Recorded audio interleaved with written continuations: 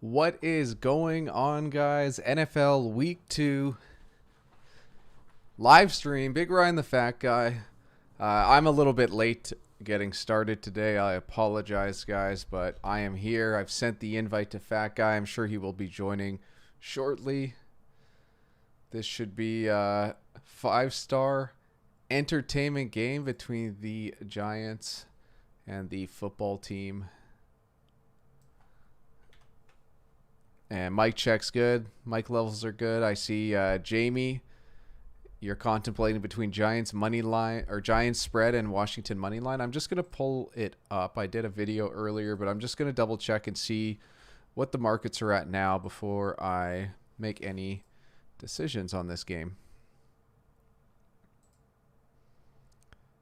Okie dokie. So we have 71,357 bets. 40% of people are on the Giants against the spread, 36% of the money, 58% on the over, 75% of the money is on the over, 40% of bets are on Giants money line, and 19% of the money is on Giants money line. Let me just update the odds that Pinnacle has currently. Tracking bets. So the line's gone back up to 4, which is super nice. I will... Well, we'll see. We'll see what happens. Oh, and the OU is pushed up to 42. Interesting. Money line plus 176, minus 198. So public has pushed back on Washington. And let me take a look. What's going on, Zaps? How you doing? Oh, that's a nice line, Zaps. I like that. What's going on, Mickey? How are you? Oh, Fat Guy is trying to get in. He's knocking on my back door, and Fat Guy is in the building now. I'm in my building. Yeah. Yeah. Sorry, I'm trying to get these numbers updated just to see if there is any value for this game, and it's going to be Giants against the spread. That's going to be my play. I know Zaps just said he got it at +4 at even, so I'm going to hope for good luck as well. That's pretty good. Mickey's on G-Men +4 as well. Those are good. Those are good prices. Yeah, hard to argue that one. I have the over 40.5 at +107. And how did I get that price? I think you guys can figure it out.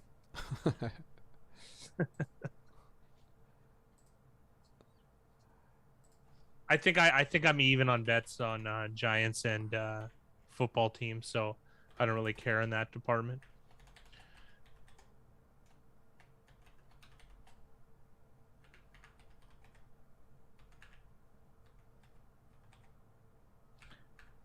Yeah, well, I didn't choose it, Zaps.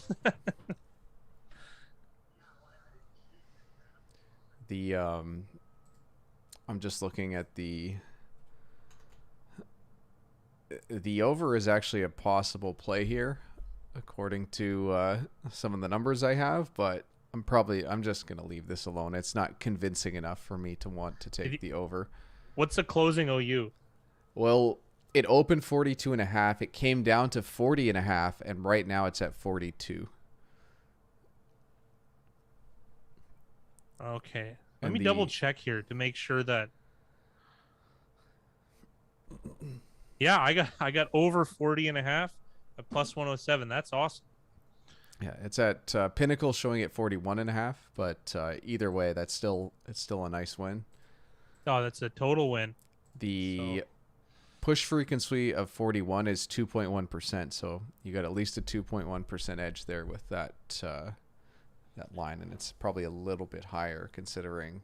Yes, considering that's all games on equal, right? So, yeah.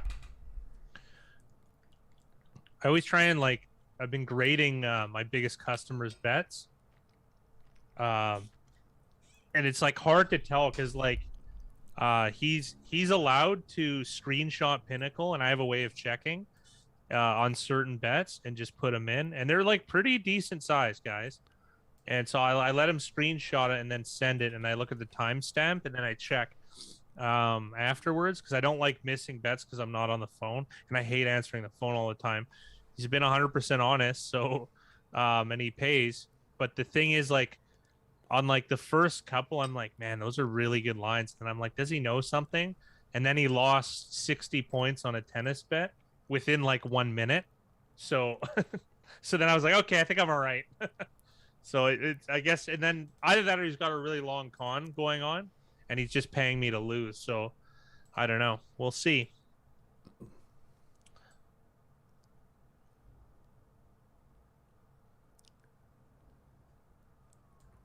Yeah, I'm jazzed on that. Zap's a good price. It's nice being on the other side of the counter for some of this stuff. So, especially guys that are betting like weak book lines, like some guys like they're used to 15-cent lines, and I give them 10-cent lines, and they're like, "Whoa, well, this is way better." I'm like, "Yeah, sure is."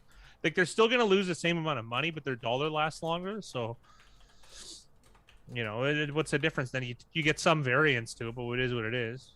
Yeah, yeah, it's because it's the local lines around here. That's what they are, right? And then also too, up until recently in Canada, you had to parlay everything, and they were doing 30-cent lines on the parlays. I'm not even joking. Ask Big Rye, but they did on Super Bowl. They got busted one year. You don't. No one does. It's people that purely do it for entertainment, right? They don't know what's good. They didn't know a 15-cent line is bad. And then on the parlays, it was called ProLiner. I forget what it is, but it's the government one. It was 30-cent lines, and then the government. I remember they had this was like back in 2011, I think, just a year before Big Ryan and I got together, and they had a job opening for lines makers, and I applied, and I didn't even get an interview or anything, and then and then I know someone else that applied didn't get a callback or anything, and then they put out correlated lines. So my favorite one is you could parlay the under and over on punts. So like it was like over 7.5 or something punts, and you could parlay the under, or you could parlay under punts and over on the score. Like, and you could only bet $20 maximum, but I brought in a stack of tickets like as thick as my arm, and I bet them all, and I wasn't the only one. They lost huge amounts of money. I was at the 7-Eleven for 4 hours before the game started, and the guy turned the monitor around, and I was just putting in my own bets, my own tickets, and paying the guy. That was one of the more fun days ever doing this. So I think I only ended up winning like 3,500 $4,500, but that was a big deal like at that time, right? So like that was I think I was in a transition period, so that was a big boost. Really big one. Yeah.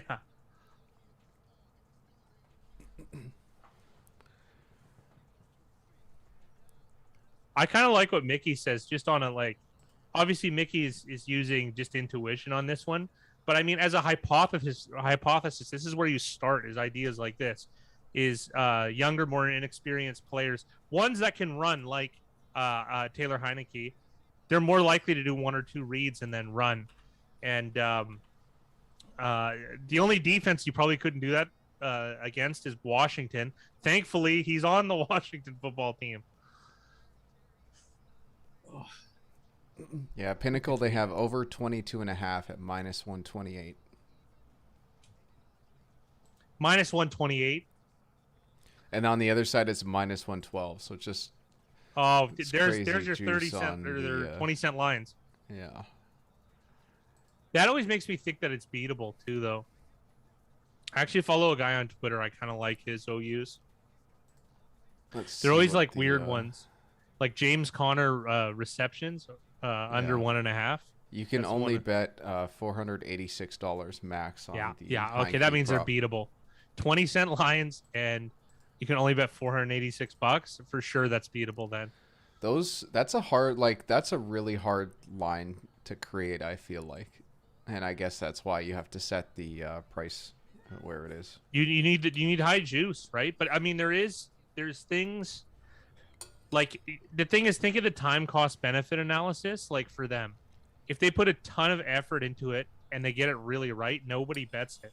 I listened to a podcast with the guy, the head of Pinnacle, and he said that was the issue with they were putting out future look ahead lines, and the only people that would bet them were like pros. So either they would put out a bad line, the pros would bet them, they would lose, or they'd put out sharp lines and the pros didn't bet them. So it didn't benefit them at all, like to do these long look aheads. I think they do, Mickey, but I can't be sure. Oh no, that's against passing yards. No, so I don't think they do. That'd be a good thing to look into, though. I gotta get this game going.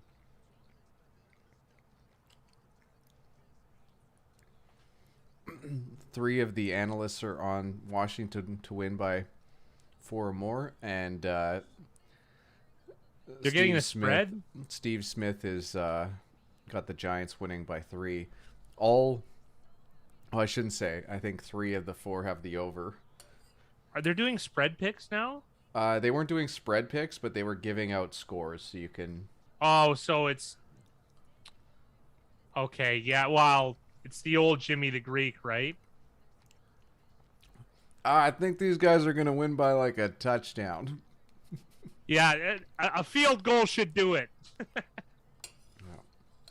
Holy shoot! I looked, and I think the Cubs were up 7-0, and now it's 7-7 against the Phillies.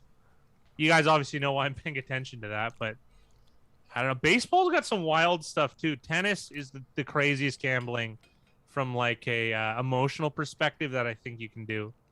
People go from huge favorites to huge underdogs, like in over a 15-minute period.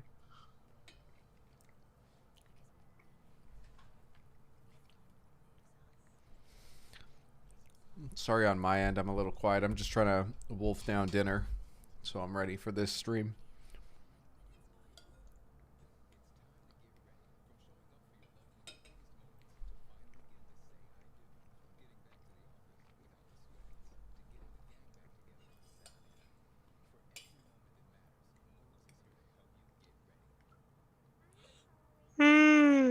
Excuse me, I need a coffee. I don't really drink that much coffee, but once in a while.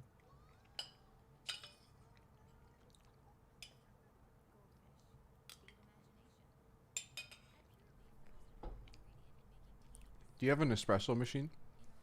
I used to. I gave it to my sister.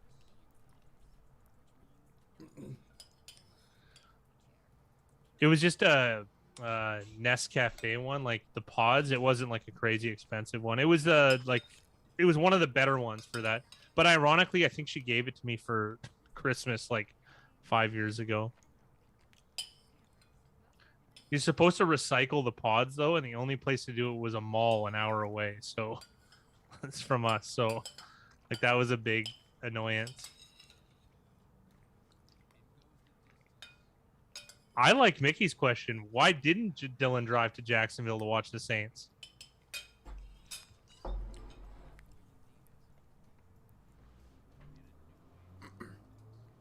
You're never going to get that opportunity again. The juice has been swinging on this game. It's already at Pinnacle right now. Giants +4 is -109 now.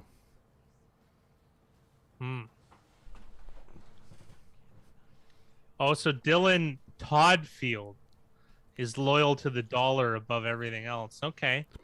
I guess fandom only the buck stops at Phantom, literally. Dylan, it's too bad that neither of us have a player playing tonight. It would make things just a little more exciting. So 4-star entertainment. You gotta give him credit. He's really like, despite being 0-1, he's very vocal about winning the next match. Optimism is good, I guess. Yeah, and it's not how you start; it's how you finish. And That's in DTF's book, he could finish strong.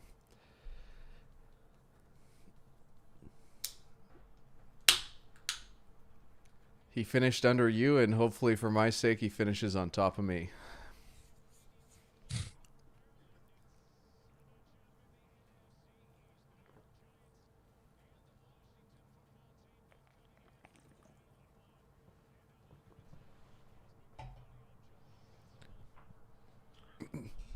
I wouldn't count on Robinson too much right now.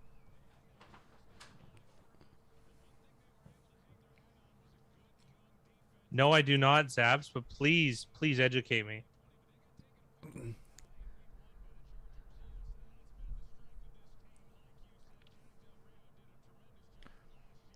Dude, Troy Aikman looks like he's at the end of a bender. Look at his eyes. Am I wrong? No, These guys are getting wrecked, looking... man, I swear. Well, they, I think Buck came out and said that they had some tequila for a couple streams. Or a couple of, not streams, couple of... You don't say. I still really like him, so it's fine.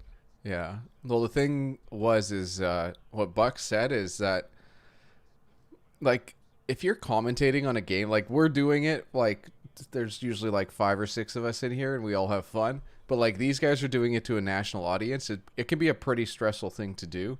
And they, Buck was essentially saying, like, they'd have some tequila for a few of them just to realize, like, this is still pretty fun. Like, we're getting to sit here and just chat about football and get paid a ton of money. So it just kind of puts things in perspective. Like, there's a lot more serious things out there than talking about football. Oh, Mickey, I never even thought of that one. Good point. It's kind of like when my friend ruined Jessica Simpson for me. When you think about Jessica Simpson's face, like the inner layer, like just the visage, if you will, and then think about Ricky Martin, it ruins your day.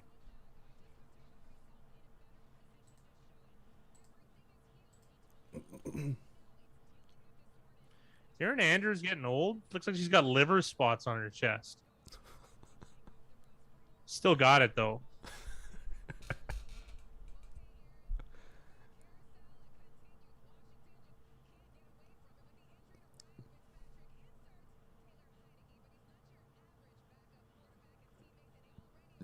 Man, Dylan's like Adam Schefter with the insider info.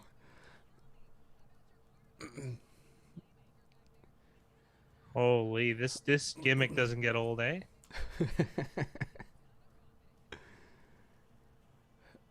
Dylan said that he wished he played me first week, but I think I put up the most points. You did put up the most points. That wouldn't have been a good week to play me.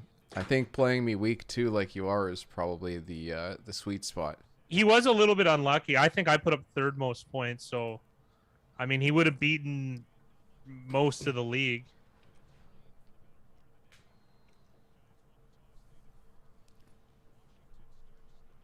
So Washington's going to start with the ball. That means Giants are going to receive second half.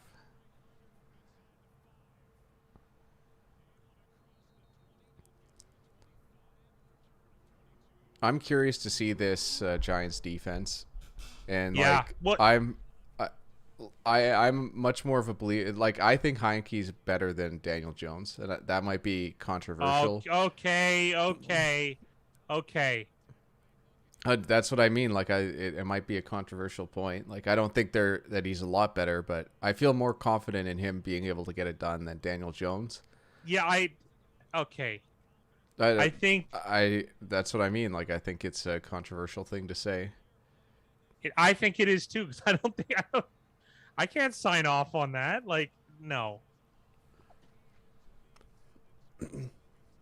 Yeah, see, Zaps thinks I need to chill out too. So I think you're going a little crazy with that one. Are there things that Taylor Heineke does better than Daniel Jones? Absolutely. He missed with that first throw. FedEx Field has sewage pipe burst on fans last week. Oh my. Yeah, I saw that. It was hilarious. Oh, I need video of this. This is crazy. So there's got to be lawsuits coming after that. I don't even know how you have enough time to clean that out. Like, it was bad. Like, it was flowing from like the upper deck to the lower deck, if that makes sense. What? Yeah. Where does this happen? It's kind of like they did my favorite story about Dan Snyder. They did a fan appreciation day where everything was free in the stadium, but it was like $50 to park. Yeah.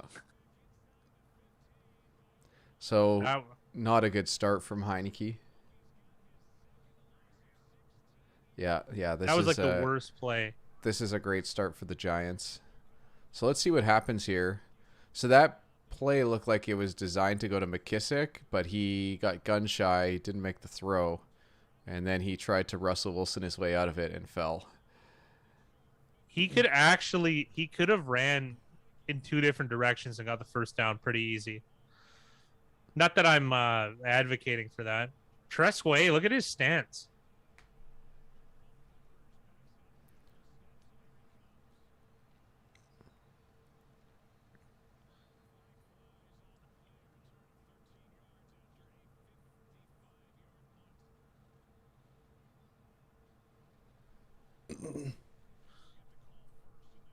Jabril Peppers is a good example of like a true athlete that just it didn't translate necessarily. The NFL is the only sport that has a lot of those. I was just thinking that too. Like, Peppers was really hyped up. Like, I don't know if that's just because we were Browns fans and he got drafted by the Browns, but he was really first hyped round up pick. as a huge. He was a big time athlete. college player, both sides of the ball.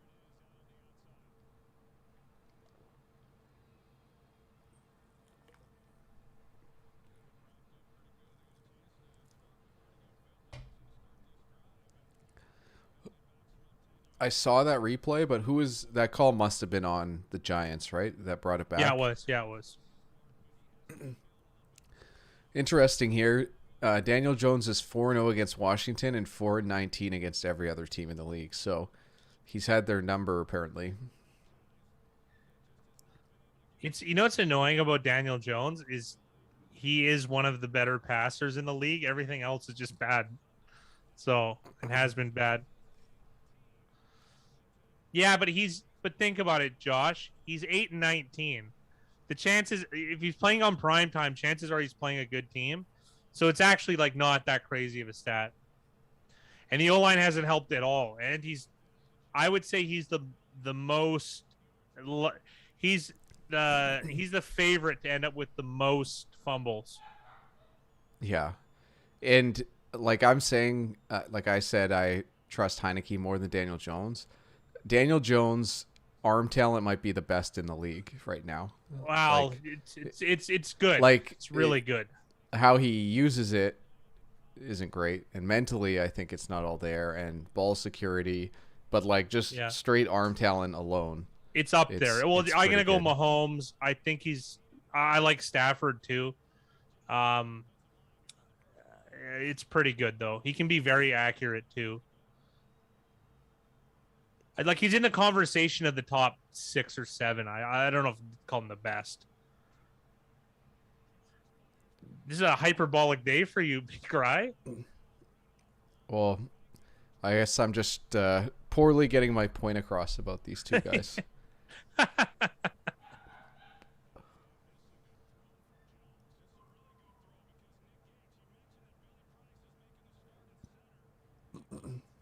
Oh, we're not talking arm strength purely, Dylan.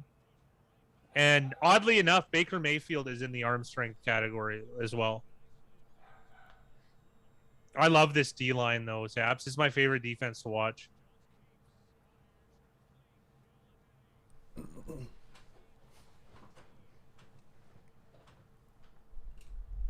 Stafford has the best arm strength. That's in there, too, obviously.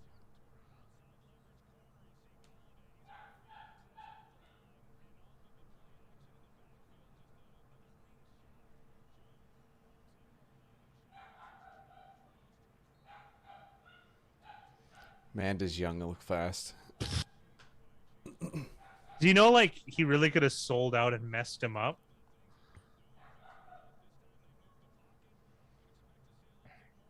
Herbert's got to be the most polarizing quarterback this year.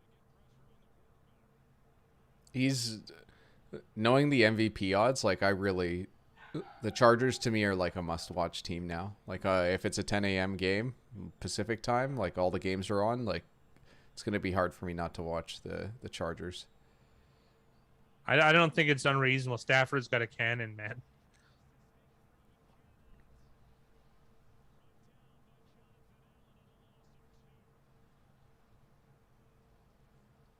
Herbert did look really good, and like he didn't have impressive numbers, but he played very well. You know, but then you think of biggest arms ever. It's probably Jamarcus Russell, which sounds insane. Like it's true. Or Mr. Perfect, who didn't play any snaps in the NFL at quarterback. So Oh yeah.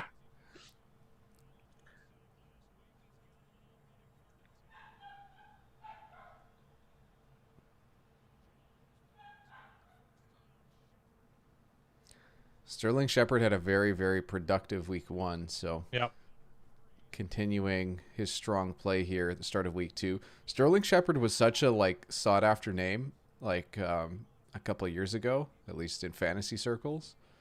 And he started, if he keeps this up, like it's nice to see a guy like him come back and have success. Like I kind of had him written off in my head. I think a lot of people do still, because I think in our fantasy league, no one even picked him up. No, that goes back to our argument about receivers. You can pick up guys like Sterling Shepard and perhaps even like Darius Slayton or something. Well, I think Jefferson was still a free agent. There was like Justin Jefferson. No. not Justin Jefferson. Sorry, No. Is it Van Jefferson? Yeah, Van Jefferson from the Rams. Yeah. Yeah, there was like 10 guys you could pick up and start and in a pinch if you needed to. Yeah, that just doesn't exist on the running back front.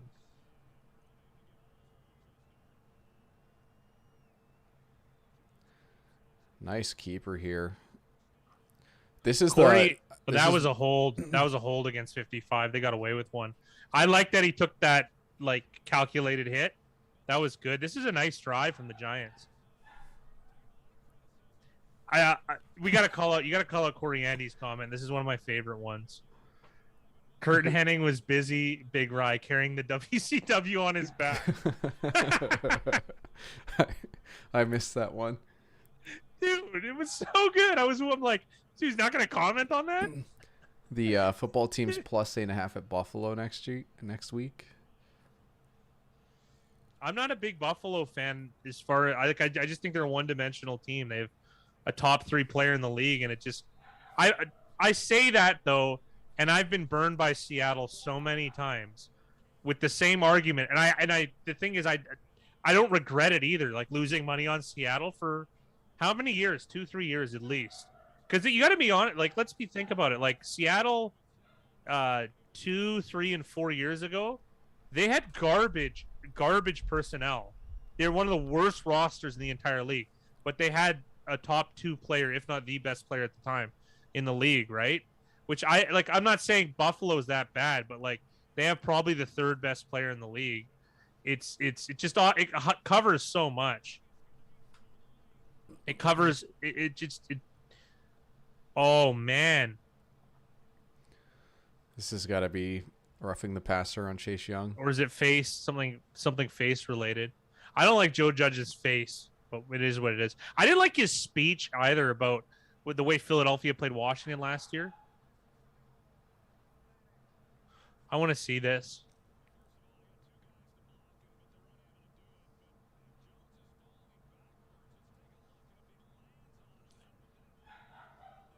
Oh my, are we That's rough. Zaps, come on. You can't sign off on that. Well, they like letter of the law and how they've done it. That's a flag, but it sucks. The rule sucks. That's what. If the guy's falling backward, I don't know. Maybe you're right. Because I even still get in the arguments about whether Calvin Johnson caught that ball or not. If I was a QB, I don't think I'd fall over. I'm too big. But I don't think I could throw it more than 5 yards. You'd be like, I don't want to get landed on. Yeah.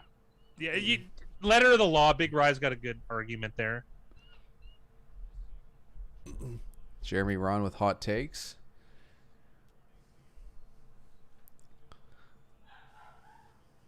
It's weird to take Barkley off here to me.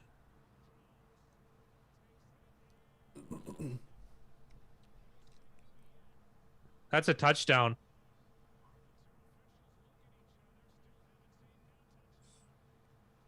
What was that game that Daniel Jones had that like ruined me with the eye test because I liked him so much? It's got to be that. He had one Tampa game Bay, where he just balled out. Tampa Bay, and then he ran in the touchdown to win. It was like unbelievable. The replay looks good, so really strong start from the Giants on both sides of the ball. Corey Andy is here to end all debate. Calvin 100% caught that ball, and Jamarcus could throw it 80 yards from his knees.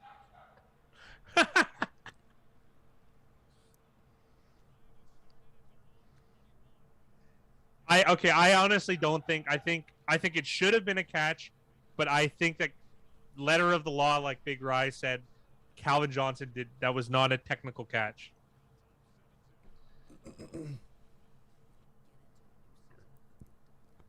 Man, how does Dylan balance this many voices in his head? I don't know, but it's very impressive. I'm very impressed. Duncan and Jeremy and Tabitha, Touchable, Roland, Barry,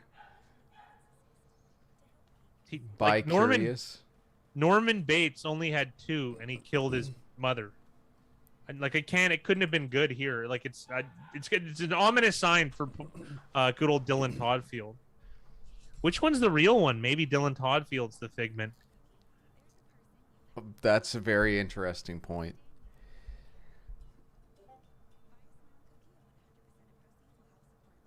Zaps, we're just doing Thursday night and Monday nights for now. Sunday night we're working.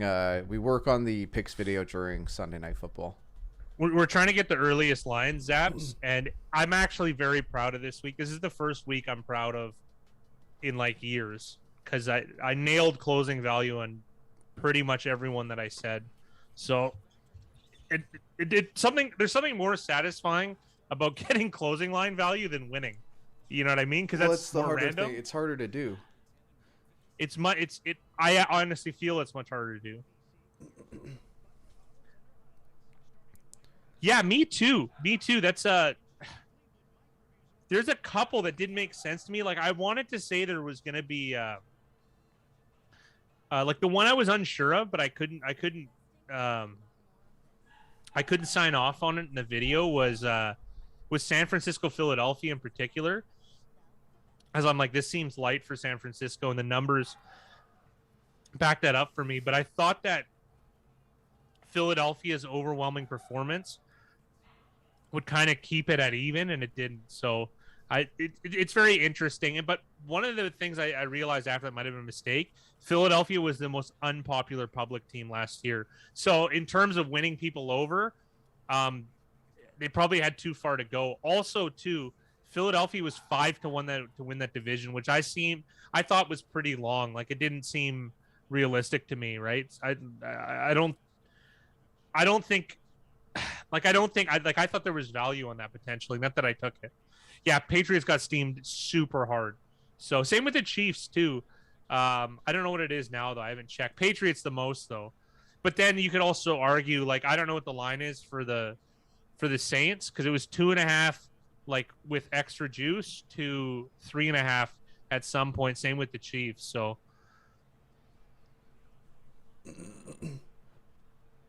I love the sports guy stuff. It's nice return. Who is this? Who's this return man?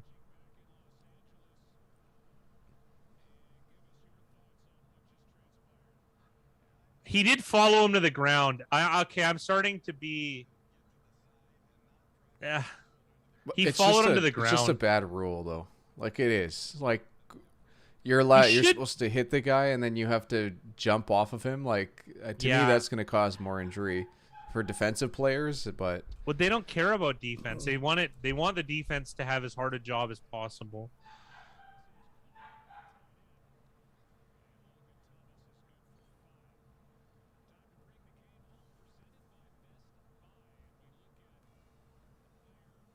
Who was the tight end that they had that always got hurt? Jordan. What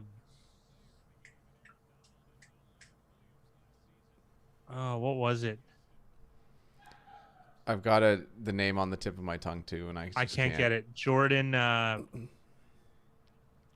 Someone in chat will definitely have it up for us, I'm sure, very shortly. Jordan Reed. Thank you, Corey Andy. That was always the guy that you got pumped on. It never worked out. Well, Jordan Reed is like, when he did play, he was very talented and did very well, but he just wasn't healthy enough. He had soft tissue injuries too. Yeah, I don't think he didn't play very much though, Josh. I don't think. Is there a better intercontinental champion in Federation history than Mr. Perfect? What about Razor, man? That was even though his promos were ridiculous. And only Go ahead. Only because he didn't win a world championship. So another 3 and out here for Washington or the Giants defense. So very, very strong start. The live line is already Giants -3.5. So this has swung pretty fast. That's because points are at a premium because of how low the OU is, right? So coming back in this game is theoretically more difficult than, say, a Chiefs Browns, where scoring is at a premium. Scoring is cheap, rather.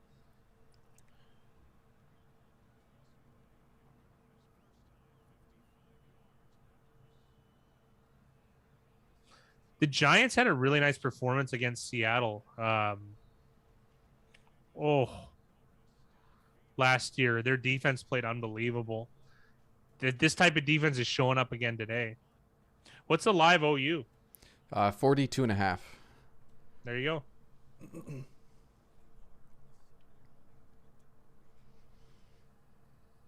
The plane ride from hell is one of the funniest things I've ever heard of.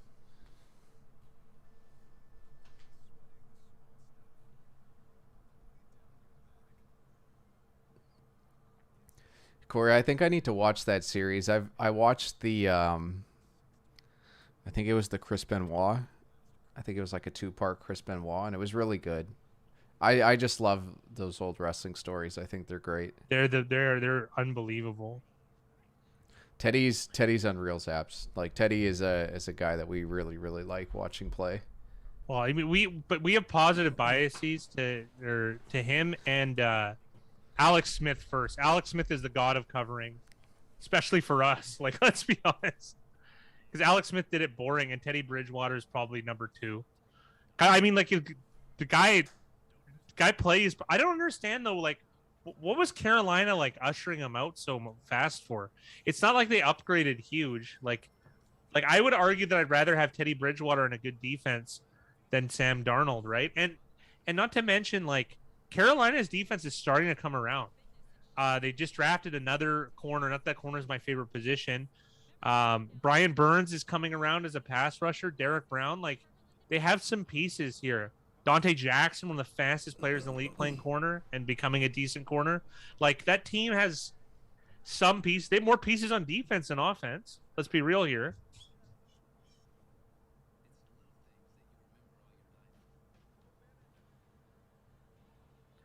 Yeah, J.C. Horn, exactly. Yeah. I'm more down on Carolina's offense, right? Yeah, it was weird, the decision to switch to Darnold, especially with how much they had to give up for him. It wasn't an absolute ton, but it's still just, it feels like I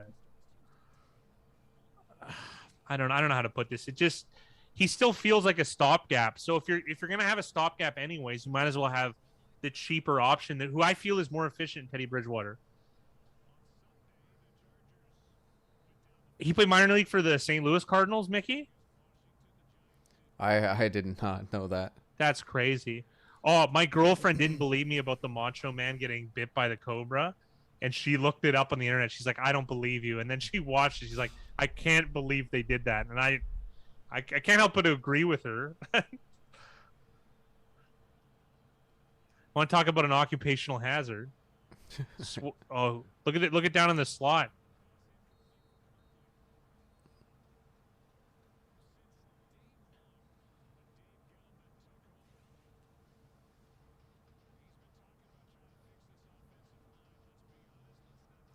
I think we unlocked a new slot for an emoji. So if you guys have one that you want, let me know.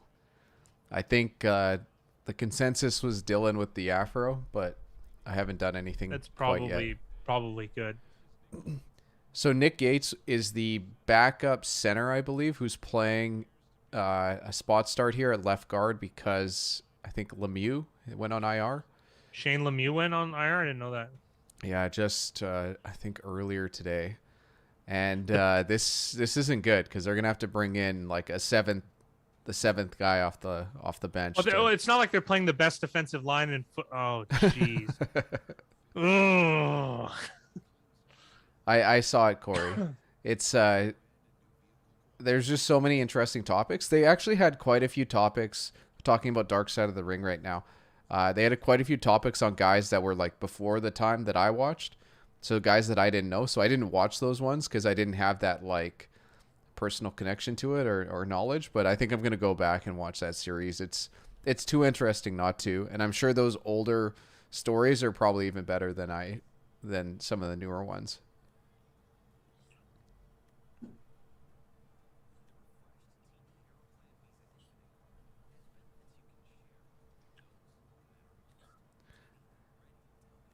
Dylan with the fro for show.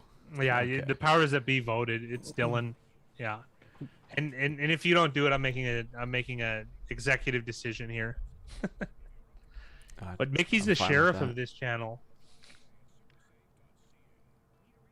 He slammed the guys from last week. I love that. I love the humble pies. It was great.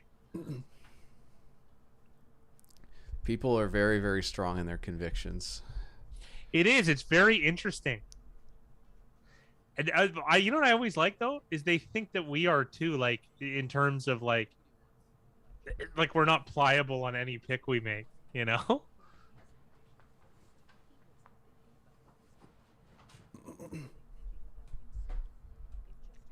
Crow is chewy. Yeah. Is it ever? My favorite week ever doing this was that one week I think we had the most comments we've ever had. It was in like around 200 maybe. I think it was week 3 2 years ago or week 2, and we got all this flack. And some guy wrote a big thing about how DraftKings does a better job predicting games than we did. I'm like, okay, whatever. And then me and Big Rye won multiple pools, and it was the Saints beat Seattle on the road. That's what it was. And that was like a big play for us too. And I think we won our own contest as well, which is hard to do because we got to pick these lines and you get to pick and choose what's good and what's not.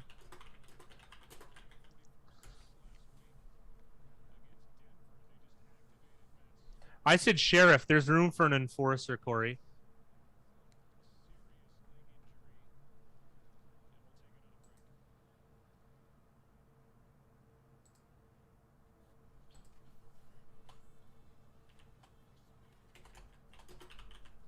This is why I get mad.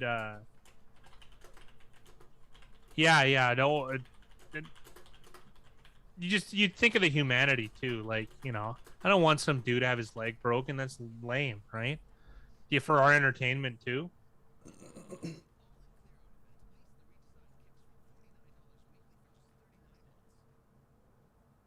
Yeah, I don't remember that one as well, Corey, but it definitely was. That was one of them, yeah, because I think they were close. Wow, that's they got to take advantage where they can. I just don't like how they take all of the time for commercials when that happens, but then like they force the other ones on you at other times. G-Men certainly can't afford it. They're as thin as they get at O-line. Finn's Broncos game was fun last year too. Yeah, that game was unreal. That was the how many people I caught flack. We both of us caught flack for, and that one really just nailed them. Nailed them. I can't believe you're taking the Dolphins. And then not only did they cover, they won. I want to talk about what Corey just said. He said I nailed it last week after the tributes. They did this really touching, like pretty nice 9/11 tribute, and it led into an anthem that was like a league-wide anthem from It was like the daughter of someone who passed away in the buildings, and they I had 6 games up, so I could get a sense of like what was going on around the league at the time, and every single channel after the 9/11 tribute went straight to an Arby's commercial, and it was like you go from this like really really nice touching, like super patriotic message, and then straight to like some goofy Arby's commercial. It was like I don't know. I don't I know what wouldn't they're be doing. trashing Arby's if I were you, Big Rye. Your greatest gastronomic pleasure will be gone if you keep doing it. I love Arby's. Like Arby's is my secret pleasure, but just like who wants to follow that? And they bought the slot. Like they were like, we want the 10 a.m. slot before kickoff, and it had to be after the 9/11 tribute. I don't know if they planned it that well, like they knew. I hope this guy's all right. Kind of looks like Robert Gallery with it, minus the tattoos. Oh, it looks like he broke his leg. It's an air cast. Yeah, he does. Big Rye loves the Jamocha chocolate milkshake or whatever. That's his thing. It's so hard now if new people come into chat to tell if it's Dylan or if it's an actual new person. Yeah. Yeah, it's to our membership to our channel. Oh, this looks like a big one.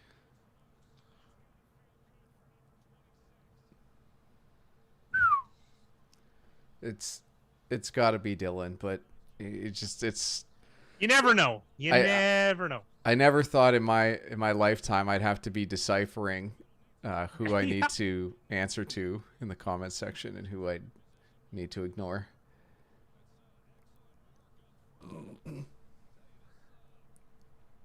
I'm with you, Zaps. I'm with you. I'm with you. Let's just put another TD up there. Well, Big Rye, I mean, you might as well put a plug in. It is our stream.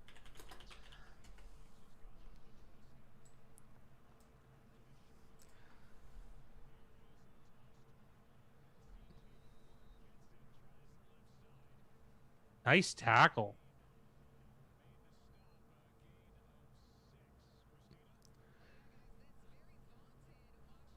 I don't know if it's fair to say Saquon is washed up. The guy's coming off of a pretty serious injury.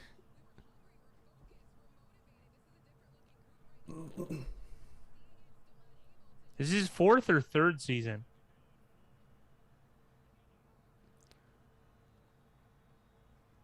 I think it's 4th, but maybe it's his 3rd. He lost last year for sure, so it's just did he have 1 or 2 years before that? There you go.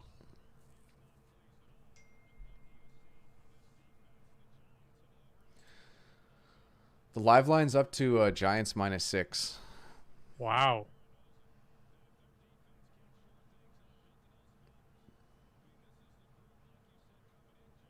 Oh yeah, that's definitely Dylan. Yeah, Galladay had a catch earlier.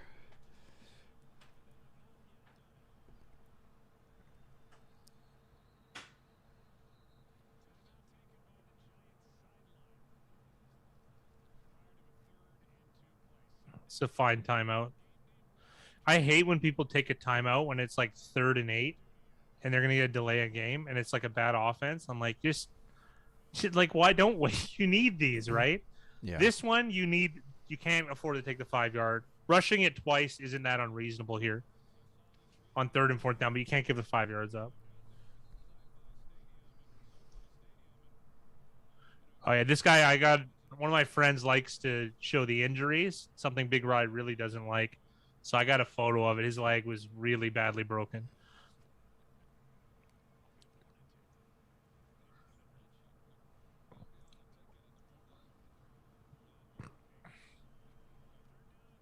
Third and 2, so we're going to see what the Giants have drawn up for this. There seems like there's uncertainty with the receivers and where to line up. Oh, my goodness. They can't take another timeout either. Is Shepard going to stop? What was that? That was a disaster. That was after a timeout, This is what bad coaching and good coaching is. That was unbelievably bad. Like, okay, even if Shepard's in the wrong area, like, wouldn't you go like, okay, maybe I should just stand here anyways because I'm not sure exactly where, you know what I mean, if he's gonna commit like a lineup foul, but like, come on, just stand somewhere that you're not offside. You know what I mean? You're in line properly. Like after a timeout, like that's unforgivable. And Shepard should know the play clock and just stand somewhere that it's not illegal. So this is how, like, they lose a timeout. They put themselves in a tougher position. It looks like Washington has a defensive lineman that got injured on the play. Coaching. They're going to miss out on his field goal attempt.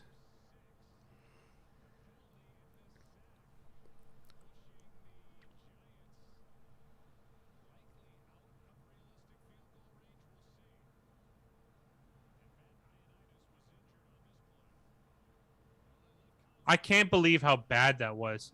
And like, why have a complicated play at all? Like, it's 3rd and 2. You have Barkley, just run it twice. I understand the D line is good, but it's 2 yards. You have two cracks at it.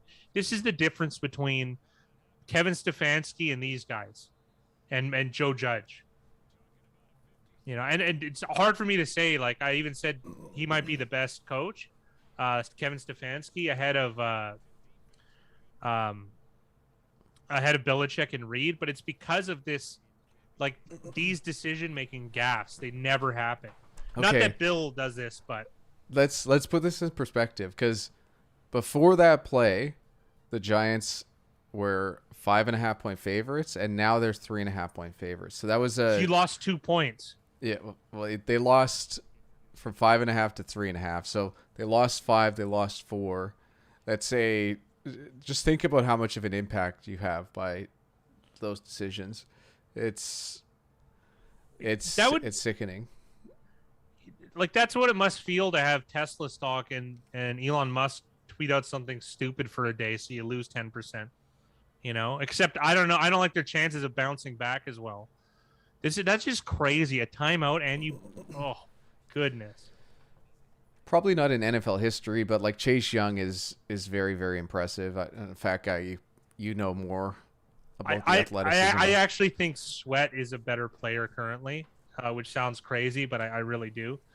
I actually think Corey Andy's not that far off, just because athletes get better over time, right? Like, athletically gifted is definitely the way to put it. Are they the best? No, but they're athletically gifted might be the way to go, right? You know, in terms of duos, like, you can go Mathis, Freeney, not that, you know, of recent note, Holly, Houston. I'm a big Sweat guy. I think he's right up there too. He is an underrated player. Also too, he's a 4.5 guy too. So there's no slouch on speed there. I just think he's more of a complete package. I don't think his ceiling is as high as Chase Young's, but he's I think he's a more complete player currently. Yeah, he runs a 4.4 exactly, 4.45. So I like saying 4.5 just in case, right? Because we all like to exaggerate speeds, right?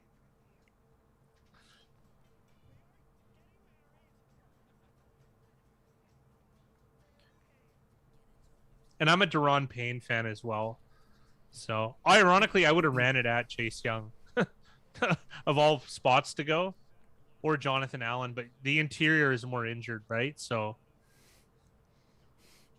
I don't know if Andrew Thomas versus Montez Sweat's a good matchup. Yeah, I don't know. I prefer Hallie Houston over Von Ware. But I mean, we're splitting hairs on, you know, of the last 20 years, some of the best defensive players, right? Hallie Houston was, man, that was pretty good. And Houston might be the best pure pass rusher out of those 4 guys. I can't believe this ball was caught by McLaurin. This is one of the best catches I've ever seen. Okay, this is ridiculous. Completion percentage 22.7. I don't think so. I think it's more like 1.7%. Look where the ball is and look where his body is. I don't think penalties is a fair assessment, Zaps. I think coaching idiocy. Like, how is it you took a timeout? You can't get your guys in order to not take a procedural penalty? That's abhorrent coaching. Abhorrent.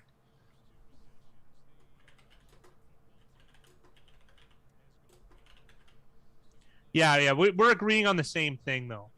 It just, you just can't have that. I don't get it. It's, you have all the resources and all the money. You can't communicate here. It's professional football. It's just crazy. Wins are worth tons of money.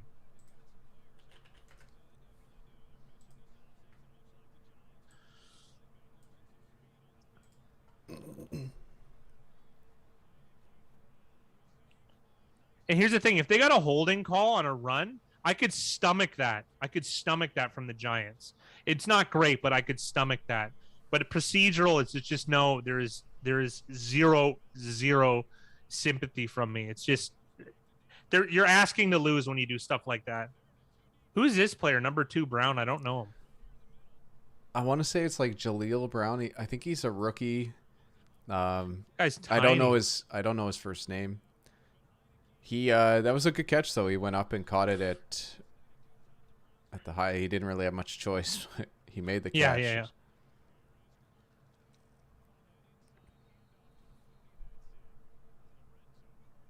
It's Dynami Brown, said Zaps. So I was completely off. Oh, from he's a Tar Heel. You don't get too many players out of UNC. Actually, speaking of Julius Peppers, that's Corey Andy, but that's probably the best player ever to come out of University of North Carolina in terms of football. I didn't say another sport.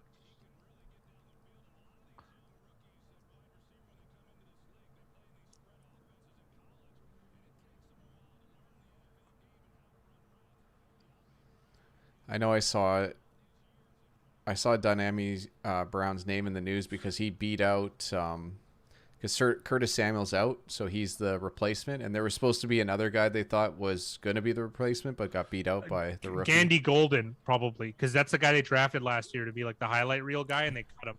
Maybe. I feel like it was someone else. I'll double check the receivers on Washington. Oh, that's nice, Zaps. Yeah, because I don't remember a quarterback. Oh, it was Mitch Trubisky at Tar Heel. I feel like he was for whatever reason.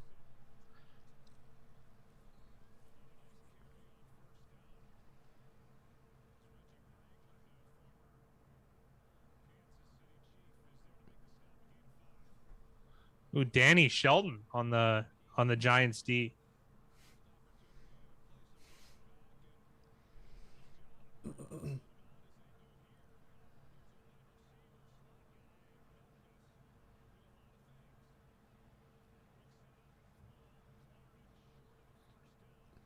So it's going to be third and 1 here for Washington.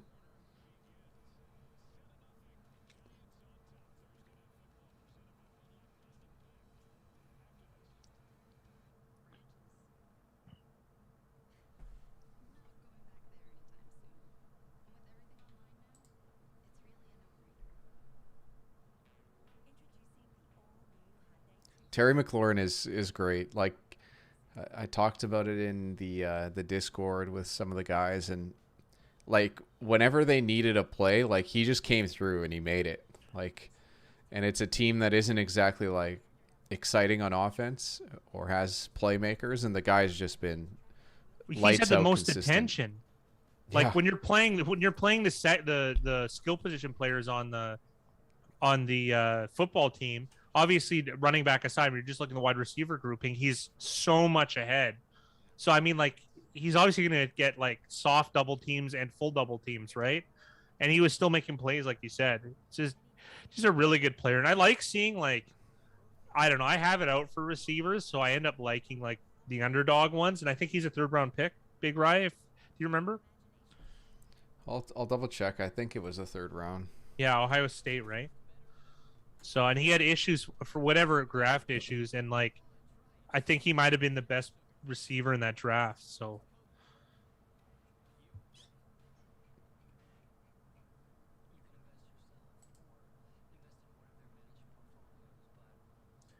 Appreciate it, Clyde. Thank you, Yeah, Clyde. yeah, Really Zaps. nice. Like that's such a that's such a true thing. Like how much you go under the radar, like pending on who your quarterback is, because the people like doing that matched up thing. So I always had this theory too. Like I remember I went through all the Hall of Fame positions, and the team that the grouping that had the lowest probability, or the lowest group that won the Super Bowls with wide receivers, obviously kicker and punter, that doesn't count. So like I always thought it was just a historically overvalued position, and those like middling guys, like who, like I'm trying to think of like the tier 3 guys that you get a reasonable price. Like I don't know if Brandon Cooks has won a Super Bowl, but he was on teams that went to Super Bowls. Guys like Robert Woods, not that he's won one. Like I feel like those tier 2 guys, Anquan Bolden's, not that Bolden isn't a Hall of Fame receiver, but during his career he was always kind of tier 2, and but really really solid and good. He's got a hip problem, Clyde. I'm not sure if he is. So that's I think they said at least 4 to 8 weeks. So Well, there was some news that came out about that today, and the news was that he's, I don't know if it's him or the team, but he's elected not to get surgery. So he's essentially trying to wait it out, and it doesn't sound like a good situation. Let's put it that way. okay. Oh, they're calling it 4th down. They should go. It's Riverboat Ron. They should do it. Oh, that was bad from Gibson. I'm a little bit behind. If Heineke sneaks, that makes a lot of sense to me. I'm glad they go. Like, this is what you do. You don't do this big decision thing, especially when it was 3rd and 2, or whatever it was just now. And this has been a Ron Rivera special. Like, that's what you do. That's how you play football. He's been doing this for years now, and it's worked out really well for him.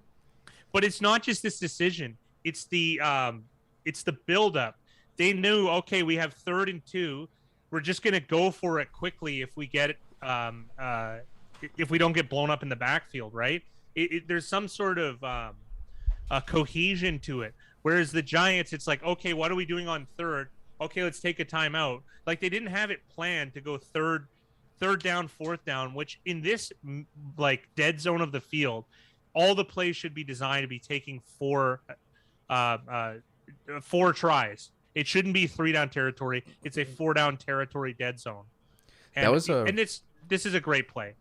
That was a really interesting run because they took it sideways, and it allowed Gibson to like get his eyes upfield and see what he had, and then was able to make a decision on where he wanted to go. And that could have been for a really big gain. They got the guys out in front, you know, and 2nd and 6 is so manageable too.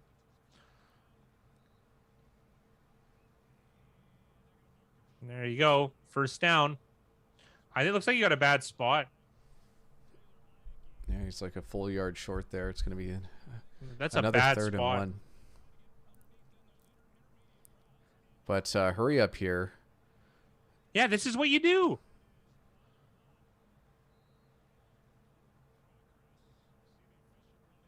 I don't know. I don't know if he's in there.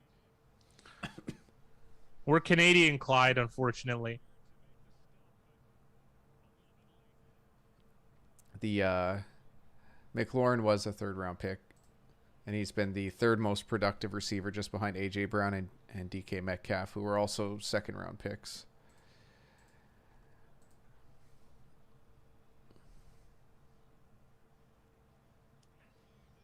You remember when the concern with Metcalf is he could only run like 3 routes? Yeah, sure. How'd that work out? Guys, like one of the best athletes in the league. Another nice play by McLaurin. Clyde, they probably don't want like Cam's. I don't know if energy is the term, but like I don't think, I think it's too drastic a move.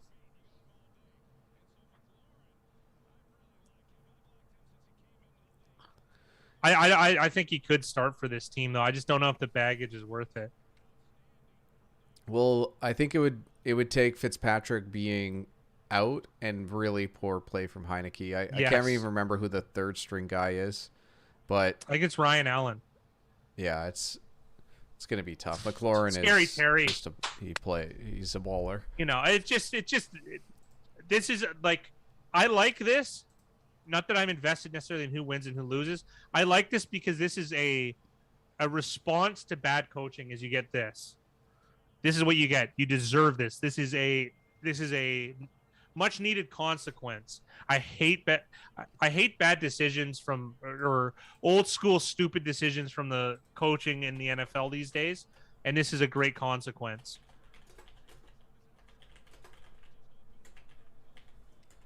Oh man. And that wasn't even that great of a pass, man. I'm the best play, one of the best receivers in the league, Terry McLaurin. And that was awesome. I know this is hyperbole, but like a couple coaching gaffes, and this game could have been 14-0, and now we're looking at a tie game, and there still is 40 minutes left. Like it's. I don't think it's hyperbole. I think you're right. 14-0 is right, or 10-0. You had a very high probability of getting 7 or 3.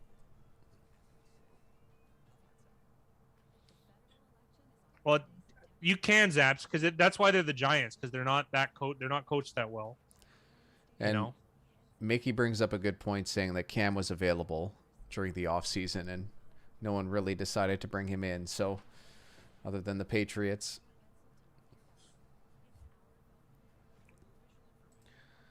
I didn't watch the interview, but I saw a report that he gave like I'm talking about Cam Newton had some things to say about getting released, and it just felt so unnecessary. He is an online brand, so this is a good question. How does Venom not bite his tongue off? I don't know.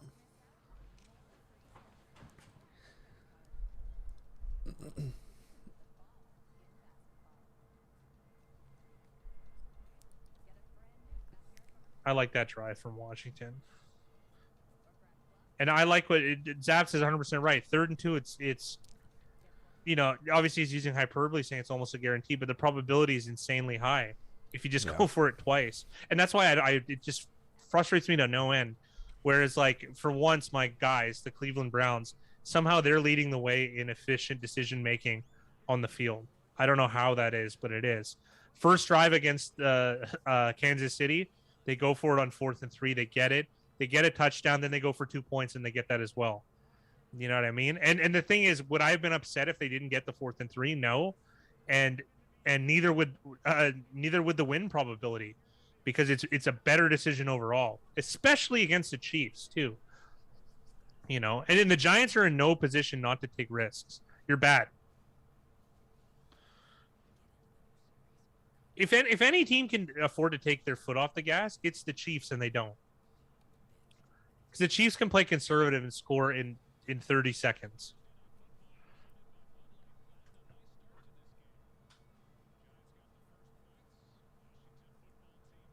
You pulled the trigger on the Giants, Big Ry, yeah? Yeah, I have them at +4, -104. That's not bad. What did it close at? It closed at It was +4, -110 is the last I saw it at. Oh, so you beat the closing line a little bit too. Yeah. That's nice. The live line is 2.5 right now for Washington. For Washington? Yep. And what a flip, eh? Yeah, it's that coaching decision. I'm telling you was like, it's obviously easy for us to say now, 2020 hindsight, but it made a big impact on this game. Because up to that point, everything was going the Giants' way. So. Yeah, it absolutely was. Josh Allen and I would like you to refresh the live total if you got it in front of you. It's 43.5 with nice. slight juice on the over. Nice. I like that. I like what Zap says too. Like, open the playbook up. Like, yeah, that's another thing too, is you should give your young guys chances to make mistakes, And even though it's like very cliche to bring up, Peyton Manning has the record for rookie interceptions, right? Like, if you're gonna do trial by fire, like, make it a fire, right? Well, the other thing too is that this O-line seems like it's it's been improved. Like it seems like they've put some draft capital into it. They've signed some guys, and it's looking better than it has before. And they weren't able to do those things. They weren't able to do those 7-step drops and give Jones time to make those That's plays. a good point. It's looking a lot stronger. And this is the reason why you do it is against teams specifically like this, especially as the game goes along. They should have more success as the Washington defense tires out. Theoretically, yes. Yeah, I thought that last week, and then Washington's defense played really, really well against the Chargers. They're good. They're good. This is such a good test for your O-line, you know, even though obviously they're weak on the center and left guard. But, you know, not to say Will Hernandez hasn't had his hiccups, or Andrew Thomas, or Nate Solder is pretty shockingly bad free agent acquisition. But yeah, I mean, this is a good test. If you can at least ball with the Washington football team D-line, you really shouldn't have trouble with anybody. And then that was, and then that happens. It looked like Jones was hesitant to let the ball go, and he was looking downfield, like he was ready to let that fly, but it just wasn't what he was hoping for. We're gonna get a better look here to see what the coverage was like.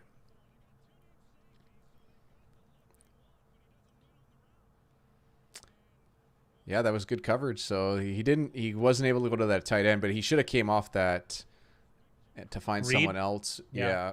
But like he was already starting to make that throwing motion before the guy was done his route, and because he wasn't open, he wasn't able to do that.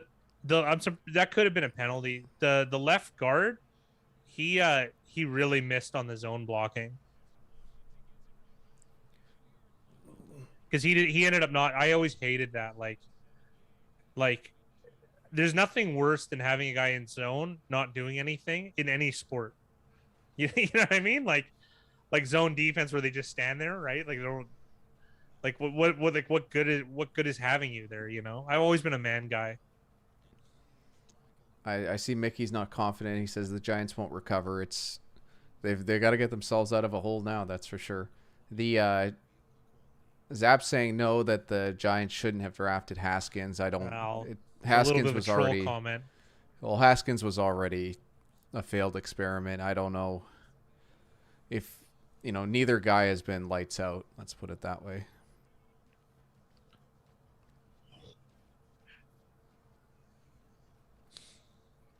And it's funny though. I would have been more willing to trade for Daniel Jones than Sam Darnold though if I was given the choice. I think that's fair. Like it's the thing with Daniel Jones is he just has the physical tools that he's going to get. Like if it doesn't work out with the Giants, like he's probably going to get another shot somewhere else. Well, he might turn into a really strong game manager, which is fine. Yeah, I don't see him as a game manager. Like I'd see Darnold more as a game manager. Like Darnold's still pretty young too, but Darnold's just been kind of average, I feel like. And average at everything. It hasn't really translated for him to success. But also I feel like his coaching has been not great. But like how much of that is the coach, how much of that is him? It's hard to say. Now with Matt Rule, I think the Carolina Panthers coaching I'm very high on. So I'm excited to see what they can do with Darnold and vice versa. It's interesting though, like if Darnold is more of a game manager, why move off of Teddy Bridgewater? I'm really curious, like what the meeting would have been. Makey said, problem was Giants traded up for a guy no one else wanted that high. Yeah, he's not wrong. The one thing I could argue though is like it's a quarterback, so you can kind of like there's leeway on that, if that makes any sense. Whereas like everything else, there isn't. You know, trading up for a skill position, holy. I forget which team it was, but I was just looking at like how come this team hasn't drafted a quarterback, and like when you look, they just don't. There's not that many that exist. Like year to year, it's just you're very limited in options. Other than this year, which seems like has been a very, very strong year. We get a nice little screen here to Logan Thomas. Picks up 8. And that was a good play by 98 on the Giants D. I wonder what this flag is.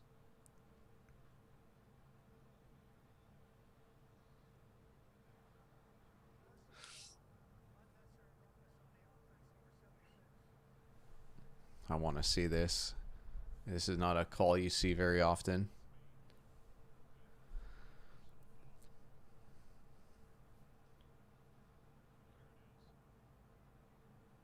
Is it because he lowered the helmet? You're not allowed to do that, I guess. I guess.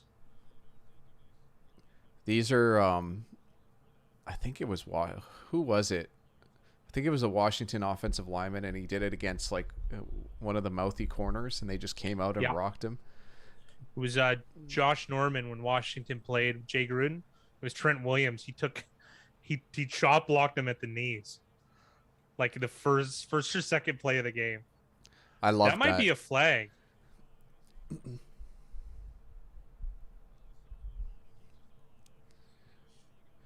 Well, I think maybe who was it? Ryan Leaf I think Ryan Leaf's considered. I don't know if he was worse than Jamarcus. There's other guys that don't even see the field at all. So yeah, to me, those are the worst. I can't remember of any of recent that are like not injury related. No, there's a guy on two players the Jets drafted in the top 10 didn't. I think it was Vernon Golston. Like he played like 4 games or something.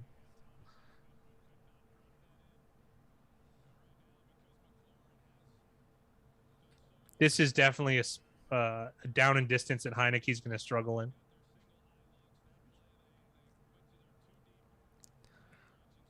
He's been making quick reads, but the balls haven't been exactly accurate. I actually prefer this zoomed out camera because we can see all the players on the field. It's really, really nice. So it looks like 2 high safety. So you're expecting a quarterback run, and you get the exact thing that's pretty much the equivalent. A dump off to McKissick, get some yards back. But this is a win for the Giants defense, but it was mostly because of that penalty on Cosme. The Tony Mandarich thing, though, it got salvaged because he ended up playing like a few meaningful years in Indianapolis. The 2000s version of it would be Robert Gallery for the Raiders, and Robert Gallery ended up having a nice career, I think, for Seattle and, if I'm not mistaken, Indianapolis as well. So like there was like a silver lining for those guys. So even though they still ended up playing some, so there's an argument there. I like how Zaps is thinking, and like that's Fat Guy and I's ideal strategy. Oh, it's our favorite. It's cutting down the number of possessions and giving yourselves extra possessions in the game. Because like if they could keep the ball till the end of half, this was not a good play here by Peppers, but that kick might have been very short. If you're a good running team, you almost want a longer field, though. Yeah.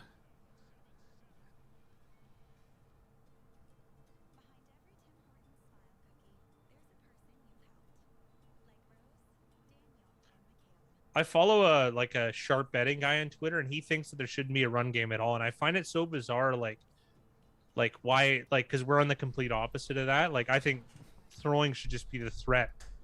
Like a good running, you and I are homers for power run.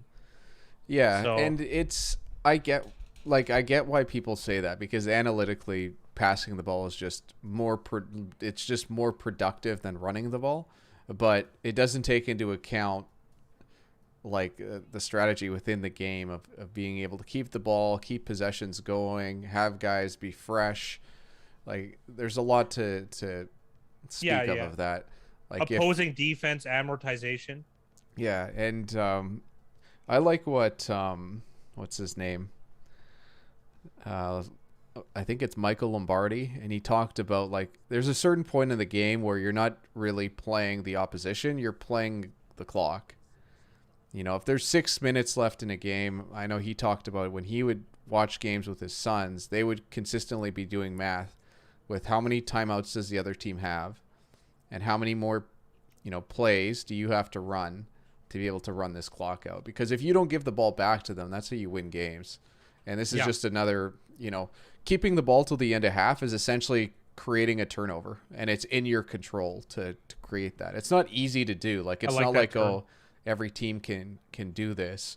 It's not every team is able to do it, but it's just such a huge advantage when it comes to winning games, because you just don't give the other team a chance. That's why, like, when you especially do it against, like, the Chiefs, I know, what was the game where you were just like... Oh, it was my favorite game. It was Week 5, 2019, Sunday Night Football, Jacoby Brissett and the Indianapolis Colts, 11.5-point dogs.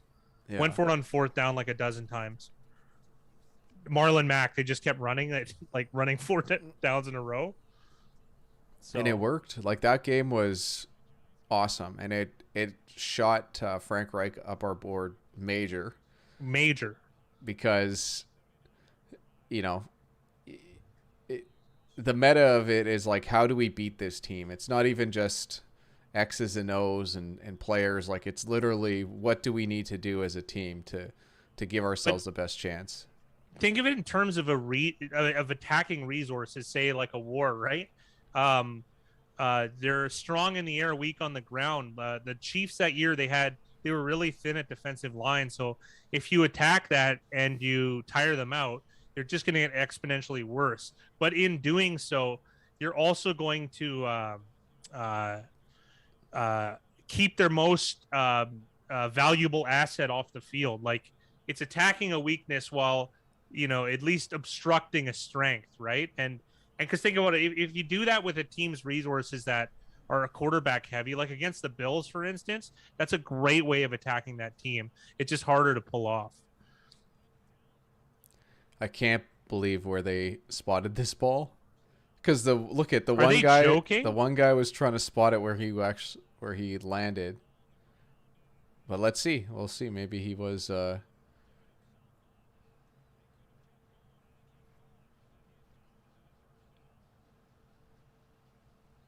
Yeah, this is... Oh, man. So, instead of challenging this play, Joe Judge just used a timeout. And, like, what is that decision? I don't get it. The only thing that makes sense to me is they didn't want to lose a challenge. But Zaps, he gave himself up, though, so they called it when.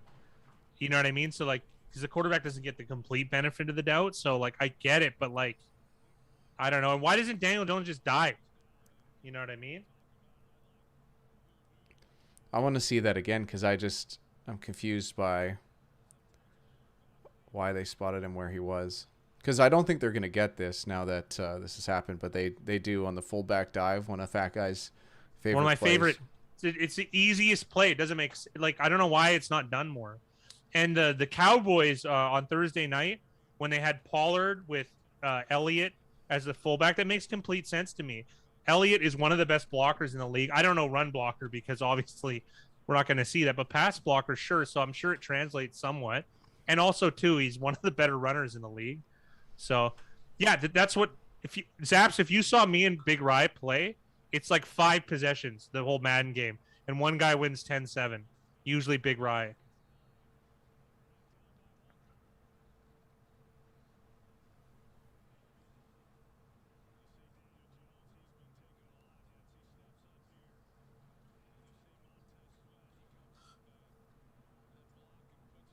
Second and 1 here for the Giants. Daniel Jones keeper is efficient. Yeah, running the ball is. Yeah. Well, Daniel Jones is just surprisingly good on his feet, and wow. This is a touchdown? There's a flag on the play.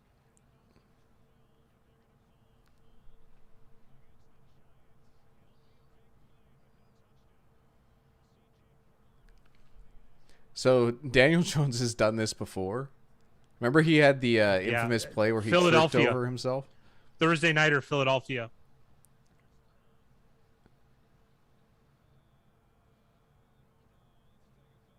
Who's that against? Deshaun Jackson? No, I think He's is playing it Chris, defense. Is it Chris Board? Yeah, that was kind of the joke. I messed that one up.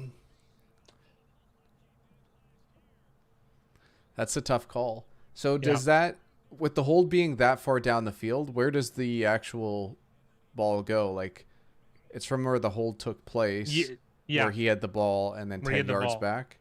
Yeah. So it still is a nice gain for them. Here they are in the 22. Oh my goodness. Washington sold out on that play, and a really nice play by, is it William Jackson III? I guess so. Yeah, from Cincinnati. Back-to-back key plays for him. That was excellent coverage. That was very, very, very well done. And it was nice to see him be so aggressive with the blitz. Like, that's good coaching. Who was it, Dallas last week, where they brought the blitz and the safety was like 15 yards back? I think so. I don't quite remember the play. I remember you mentioning it though. Oh Are we getting PI in the end zone? no, it won't be in the end zone, but it might be a hold.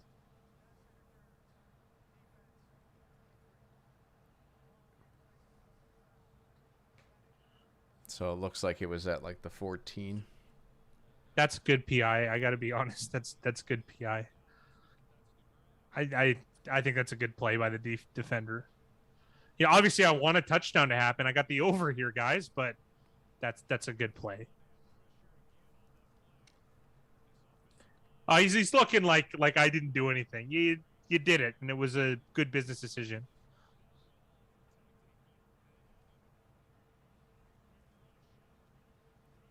Oh, a violent hit there by 25. St. Just, a player I'm not familiar with.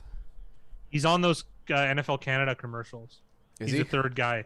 Yeah. Oh, yeah? Yeah. It's Josh Allen, Chris Godwin, and that guy.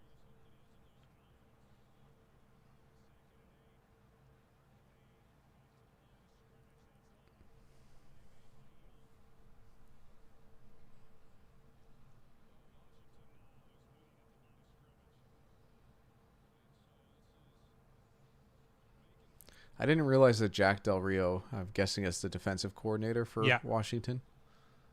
Yeah. I liked Jack Del Rio when he was a coach of the Jags. I always felt bad for him. That was just a tough time.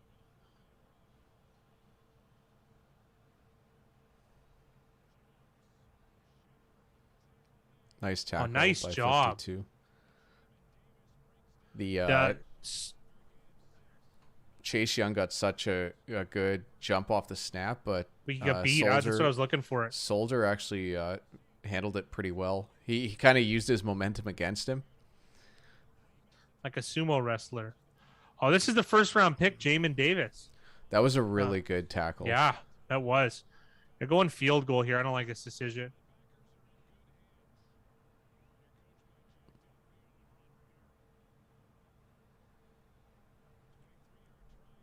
I like how they didn't get it. See, credit to William Jackson on that pass interference here. That saved 4 points.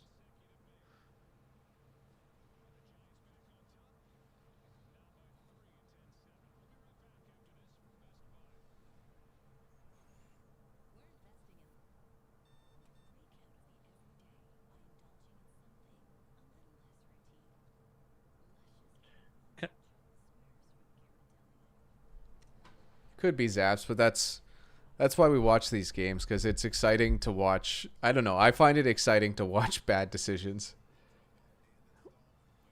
I like being critical of coaching stuff. That's why when you do watch a good coach, it's like, I don't know, it's just like magical. It is magical. What was the contest spread? I'll take a look and see. 4, I think. Yeah, it Pretty was sure it's 4. 4. Yeah.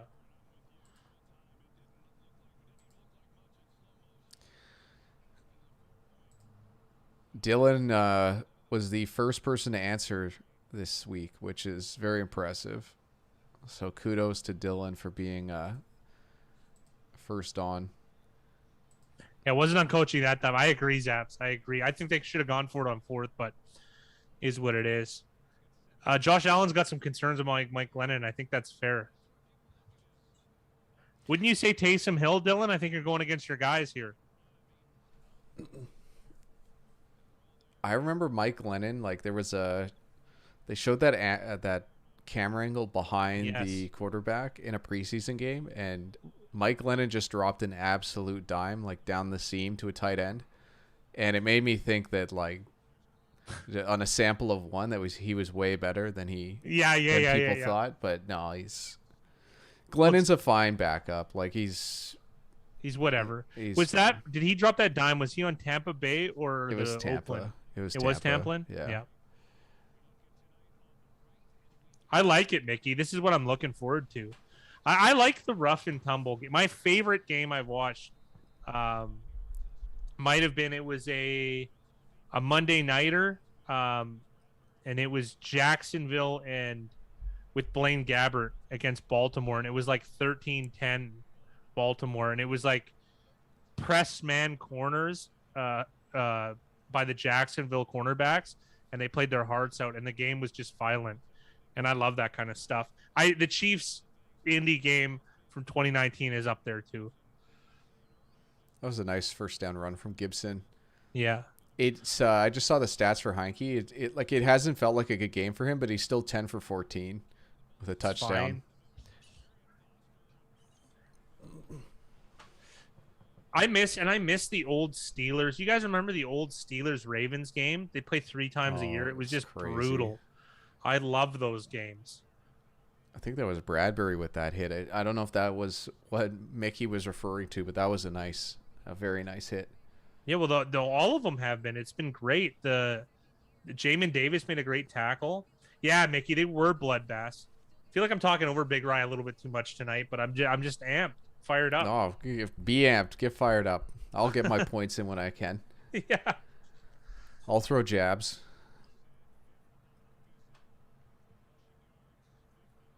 Yeah, Minshew is definitely a good backup, Dylan. I can't argue that one. What a catch by Logan Thomas. I still can't believe I know there's some famous examples, but he might be the only guy I can remember who went from quarterback to a skill position player and actually had success.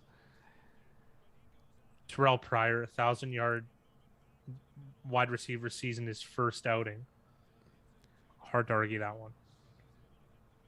And then I was thinking Jason Peters, but obviously no quarterback related stuff there. Well, Jason Peters went from a skill position to it's a little bit different though. Yeah. Well, Antonio Gates went from not playing football to being a really good tight end. Really good. Did you know that Antonio Gates played basketball? Oh my. It was Norm Macdonald, the ghost of Norm Macdonald in the broadcast. Where do you get your ideas from? I heard a funny Norm Macdonald story, and it was Seth Meyers was telling it, and he was saying that Seth Meyers had to like teach himself not to read Weekend Update like Norm did, because he just like idolized Norm, and like his delivery became that. Yeah. And he still like couldn't beat it out of himself. And that one day, Norm Macdonald's kid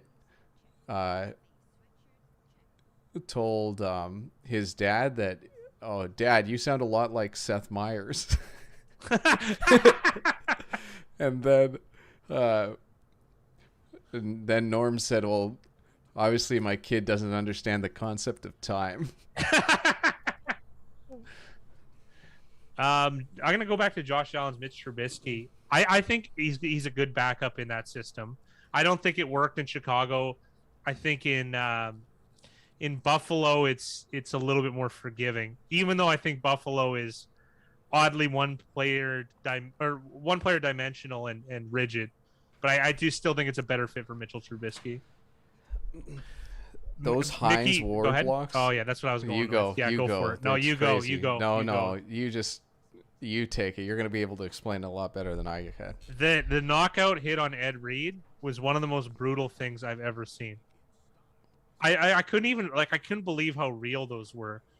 It's like Heinz Ward, like when you think of receivers, like he's not really that talented of a guy, but then you think of like a football player. It's kind of like Julian Edelman grew on me, but Heinz Ward is like the ultimate of that. Supreme toughness and just a football player. And those, who's it? Willie, what's the running back? Oh, he played for I think Miami, and then he played for Baltimore, I think Buffalo. Willie, that running back, he got knocked out. Willie, not McGinnis. He got knocked out by Ryan Clark. It's probably the most brutal hit I've ever seen. And I think they both knocked each other out, and he was really hurt. Willis McGahee. That's it. And he had a bad knee injury. You remember that one? They stopped the game for like 15 minutes. And then you look at these shots now, like you could never have them in the league now. You could never. Oh, like there's almost like sadism involved in those games because they were just so evil and mean. Palomalu too. Oh man. The thing with Heinz Ward blocks is you wonder, like, you'd see them happen and you'd be like, why isn't every receiver doing this? Yes, that's what I never understood. Because it's not like he's doing something extremely difficult, but maybe it is. Like I just felt like there's a lot more opportunities for guys to do that. Well, think of wide receiver. It's a really soft group. It's why I don't like it. It's a soft group. It just is. Oh, McKissick. And like they have the opportunity, but it takes, don't forget too, they're going to get revenge on you too. And those guys don't want to look over their shoulder. It takes a really strong-willed man to do something like that.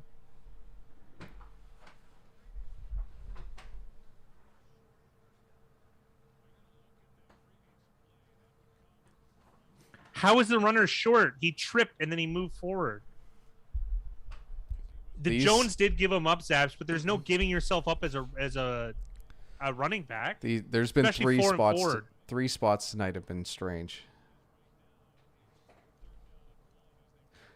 Well, this one's in the last 2 minutes, so that's why they're doing a booth review.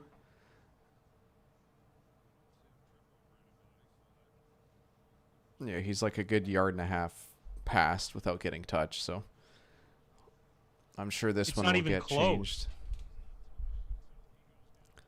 But think about that Daniel Jones play. They could have challenged it, but they didn't. They just took a timeout. Just complete idiocy. No, I don't think Carter made contact. Oh, they called it short. So maybe someone. Are they joking? Mickey might be talking about the guy before, but it sure didn't look like he got touched. This is brutal, man. This is absolutely brutal.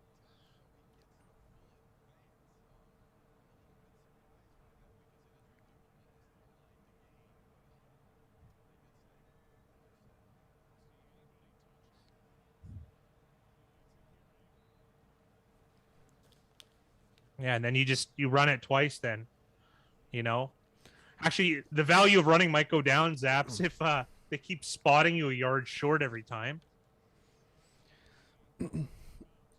The good coaching from Washington, they still have all 3 timeouts here, whereas if it was the other way around, Giants wasted 2 timeouts being just bad. Good job. Just take the contact, secure the ball, dive in that gap between the 2 players. You get 6-7 yards. That was fantastic. I feel like that's a short 6. It felt like 7. Weird coverage from Bradbury on McLaurin. Now they're going to take a timeout. This is good coaching here. They're going to leave this much time on the clock. They'll leave 0 time on the clock, and they're going to get to employ pretty much every offensive opportunity they can. McLaurin's awesome.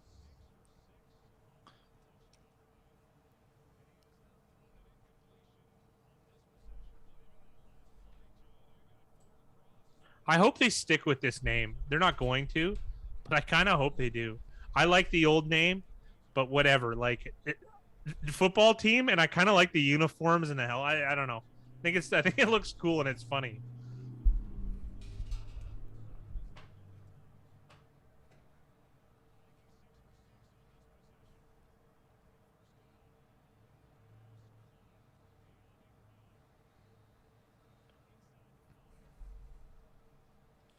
There we go. The North Carolina native or alma mater.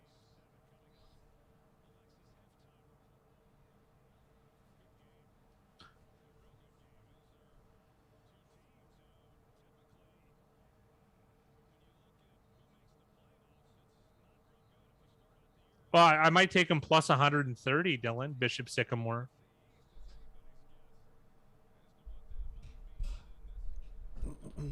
Who did they play? Was it IG Academy, the Florida one?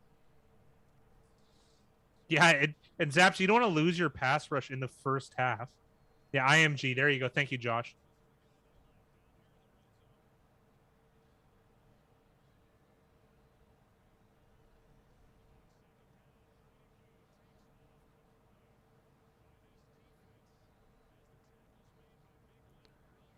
Okay, run. Don't take a timeout. Run a play, guys. Run a play.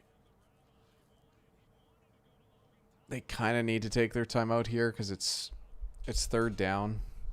It's a weird spot. It like you'd rather have an incompletion out of the back of the end zone than that run, but he thought he could get in. He got something, and he did. It was there was a percentage he could get in.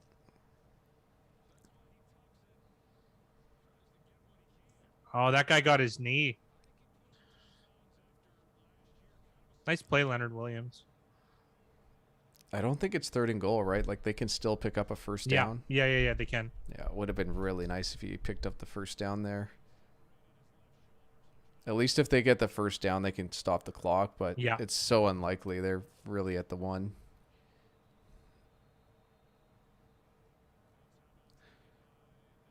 Oh my goodness. New York's going to take their timeout.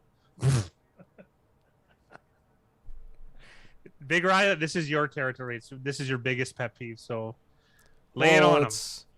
You know, there's a chance they just had an absolute terrible play lined up, and it's not like they're going to need that timeout anyways. But a better team could have still used that timeout. I just don't like Washington didn't really look like they knew what they were doing either. So I don't know. This division, man. Like if there was just one competent team in this division, they would do very well. The Giants, like they still look like very light. There's no one on the D line. Yeah, this was silly. Why aren't they running? They took a timeout to do that. They had 2 down linemen. What are you doing? They have 2 down linemen. Yeah, they Mickey took says, a timeout to look stupid. Mickey says it's a gutsy call because, like, yeah, they could have stopped him, but look at this. Oh my goodness. They could have gotten the line and ran again though. It was 3rd down. Look at there's 2 down linemen. They went light. You nailed it. They had 2 down linemen. What? They took a timeout to do that? They had enough. They also had enough. So, like, I want to use an example, a different example here. That we took, like, the infamous play with Seattle in the Super Bowl where they threw the ball on the goal line and it ended up getting intercepted. So, the reason why they decided to throw the ball, according to Seattle, was that essentially New England brought in like 8 linemen on the play. They did. So they had like 8 like essentially like heavy linebacker D lineman and pretty much said, you can throw it against us one-on-one. And because there's just more stuff that can happen having to throw the ball down there. The Giants just lined up like they were going to play like Yeah. 9 guys in zone. Yeah. They had a dime package out there. Like what was going on there? It wasn't even a dime package. Usually you have 4 linemen. That was horrible. And who are we to judge an NFL coach? I think anyone's qualified. Like this is just insanity. I'd really like to watch high school football in the States just to see, like, because those guys are so dedicated. I bet you there's some really sharp coaches out there. You're gonna sorry, Big Ray, I cut you off for like the 100th time today. No, it's all good. I'm like happy because I like Washington and I don't like the Giants, but it's weird to see. Oh, Ricky Seals Jones. Yeah, it is weird. Like those were, and it's all fallen apart since that 3rd and 2, really.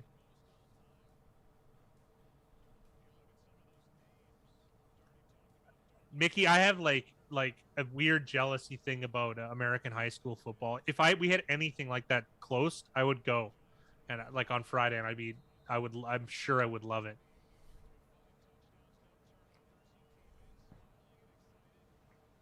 You'd be lucky to get 20 people to go to a basketball game, even a rivaled one, maybe 100 in out where we live. What's the live OU, Big Ry? They don't have a lineup, but I'll tell you once it's posted. That score at the end had to have helped because what's it, 24? So I don't know, live OU, if I had to guess, it's probably like 45. But we'll see what it is when it pops up. Yeah.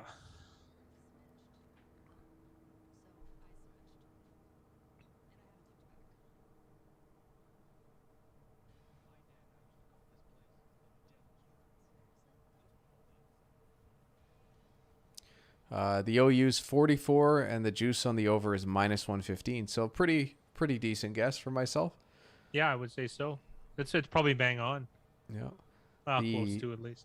The handicap is 4 points going in, which is interesting to note. Giants get the ball. Yeah, that's a good thing to say.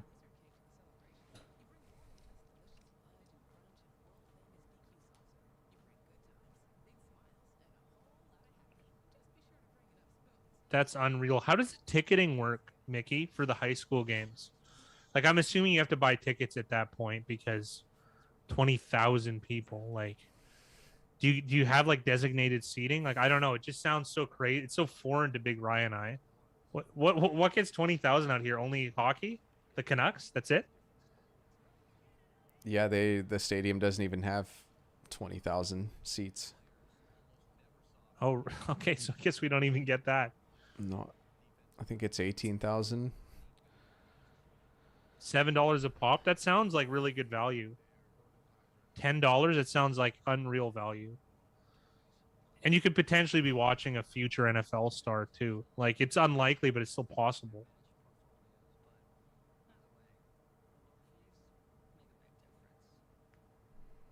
The OU, the live OU's pushed up to 44.5.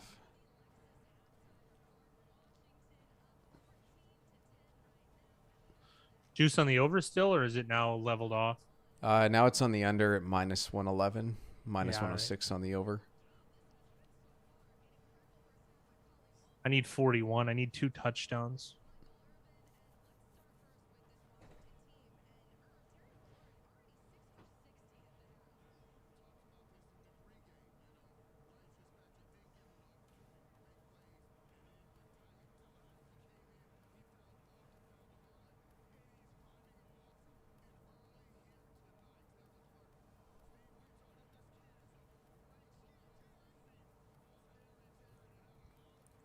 That was a really impressive drive from Washington to end the half. Yeah.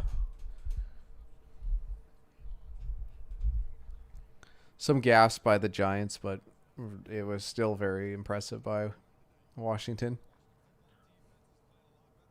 I want to see if look at Joe Thomas, my favorite.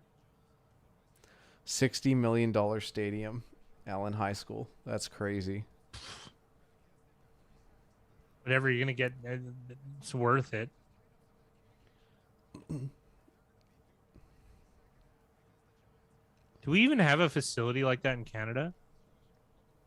A 30,000 seat stadium Yeah, like a nice one though. for like high school sports. Anything? No, anything. Well, like there's BC Place. Yeah, it's not exactly the same. I guess Well, it is. they put like it was like $1 billion renovation, and you go in there, and it's like they didn't do anything. It looked the same. Yeah, that was what I was gonna ask you because you're more in tune with that type of thing. That was like 5 years ago, and I've only been once since they've updated it. Well, 2 years. The last 2 years are kind of a wash. But what was I gonna say? The that real estate BC Place is on is probably worth a few $1 billion too. So I don't know. Interesting. I don't know why you wouldn't do a project somewhere else, right? Like, Yeah, I'm not sure. you know, I like the guy wearing the Cowboys jersey in the back.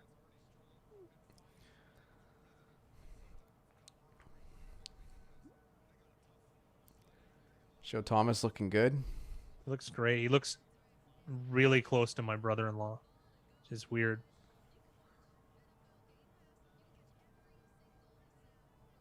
I helped him with his fantasy draft based on your part template. Hopefully week 1 went well for him. Yeah, I'd have to relook at it, but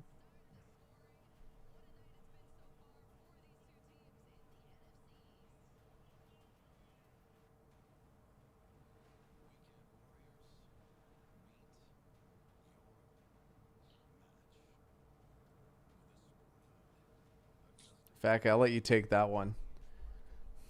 which one's that?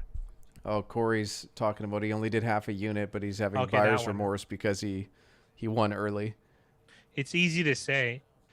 It's just one of those things. Being results based and being reactionary to results is it's a life leak, as we like to say in the poker world. When you make certain mistakes in certain spots in poker, we call it a leak, and then being results based and overreactionary is a life leak. So it's something you can improve on. So yeah, taking the W, right? It worked out. Yeah, you're betting for value, not because you like something. If you have to have a mathematical edge. If you have that mathematical edge, you only bet it when you have it, and when you don't bet. So it sounds like it should be more complicated than that, but it's really not. And and why doesn't everyone do it this way? One, it's really hard to gain an edge. Two is people aren't wired that way. I have people that bet with me every day, and even in the I have statistics, even things they're good at, they'll ignore because they're betting something else that they enjoy, right? And it's just one of those things. So you have to be kind of desensitized, right? I was lucky enough to grow up in a household where you only bet on something where you were the favorite. So I kind of learned early, but I still had to go through some hardship of making foolish monetary decisions for years, really, when I was in my younger years. So thankfully now things have gotten to a really, really great place. And if you want to talk cold as ice, Big Rye is up there for people I've ever even heard of. So it's you bet when there's value. It's that simple. Yeah, the Giants are one of the teams I hate, and my commentary probably reflects that. And I bet them tonight. I don't feel bad about it at all, even though technically right now is a push, but the live line's 4.5, so now Washington's a slight favorite. I'd much prefer Washington to win tonight. I could care less if I win or lose my bet. Well, Corey, we're gonna try and help you close the gap between actual edge and perceived edge, because I feel like that's a disconnect and it's hard, and a lot of it has to do with the math commitment it takes to ascertain edge, right? So Big Rye's been working really hard on that in terms of contrarian statistics, and I'll be adding to that quite a bit because it's harder for us to we haven't found a way to lead by example. We haven't shared everything, and not that we should, but we should have a better guideline. And I'm hoping him and I can answer a lot of these questions over this season. So about ascertaining edge and such.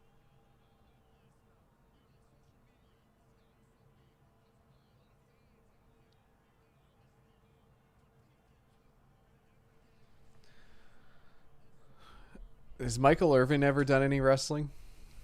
He should. He's wrestled with the white powder in the bathroom plenty of times.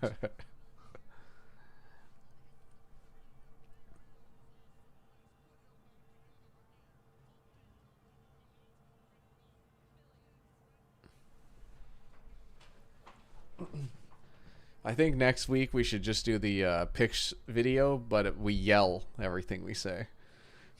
I'm finding on TV it's just good to yell whatever you're saying. It's for some reason it's more what the public want to see.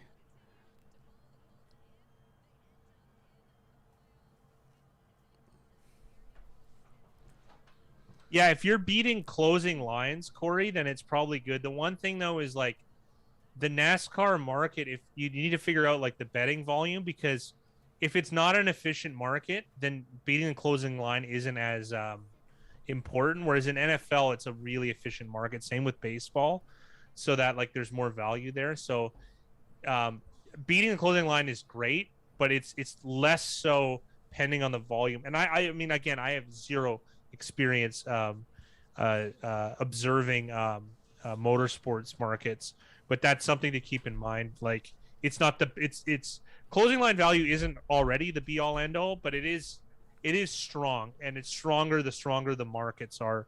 And so these, I guess we'll call them the big Joe sports, which NFL football is kind of where the books make their money, right? Well, they might be, Corey. There's a bunch of horror stories about people crushing Vegas books on NASCAR lines and stuff. I'll actually find it. There's a I'm gonna post it in Discord. I think I know what it is. It's from my favorite podcast, Risk of Ruin. I'm gonna post it, Corey, in the motorsports, and they talk about like sharp guys. Even one guy that was he was a bookmaker across town in Vegas, and then he'd spend his time before work like betting the opening lines of NASCAR because he knew what they were supposed to be. And then some of the books took it down. Here, I'm going to find this podcast for you because it's up your alley and you should enjoy it, especially if you're in the car. That's kind of like that, the FanDuel, that reminds me of that FanDuel DraftKings thing where they were playing at each other's. Like the guys at DraftKings were using the DraftKings information to make plays at FanDuel and vice versa. Something like 70% of the winnings were going to employees of both sides. And it'd be interesting to note, like a book like Pinnacle, they're not always the first to market, but with the information they have, they could probably really make a killing, more so than almost any other handicapper. So it'd be interesting to see if people do take advantage of that in-house at a book like Pinnacle. Live line's 4.5 with slight juice towards the Giants.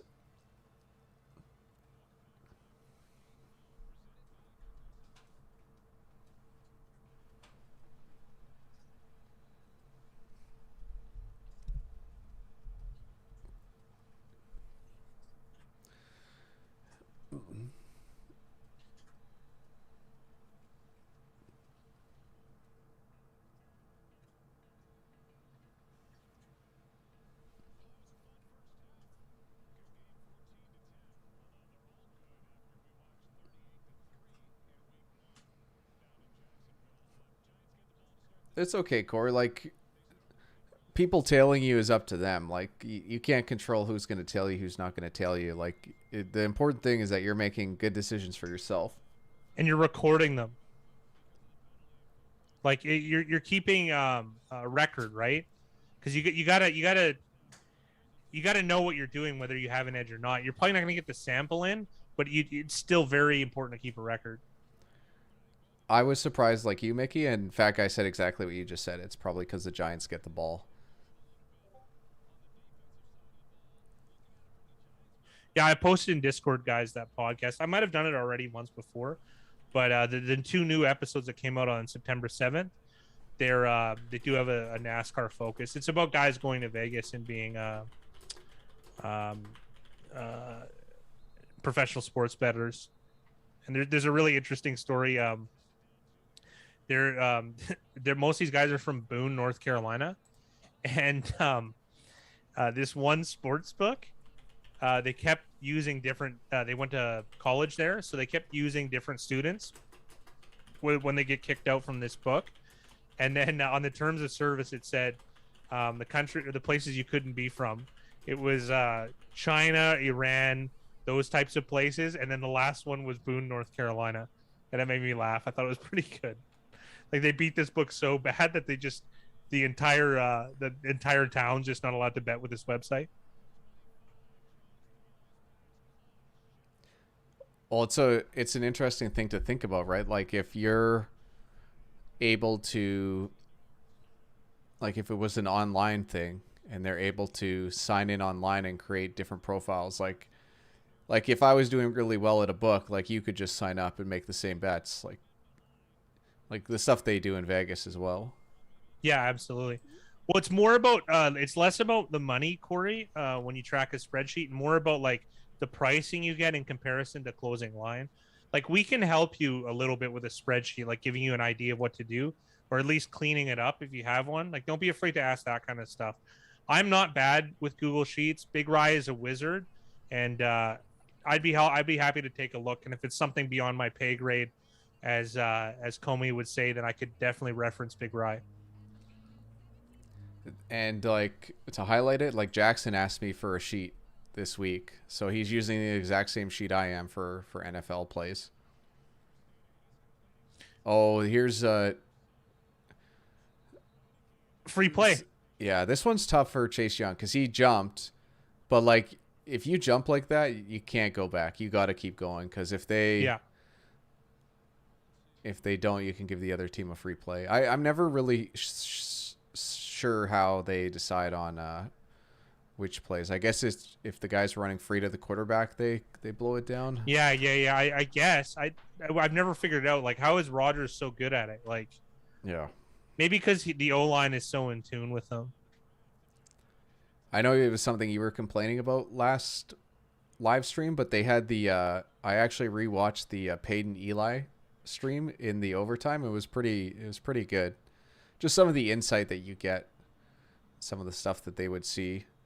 And one of the most interesting things was they talked about Derek Carr used a hard count when it was 3rd and 1 or whatever it was on the goal line.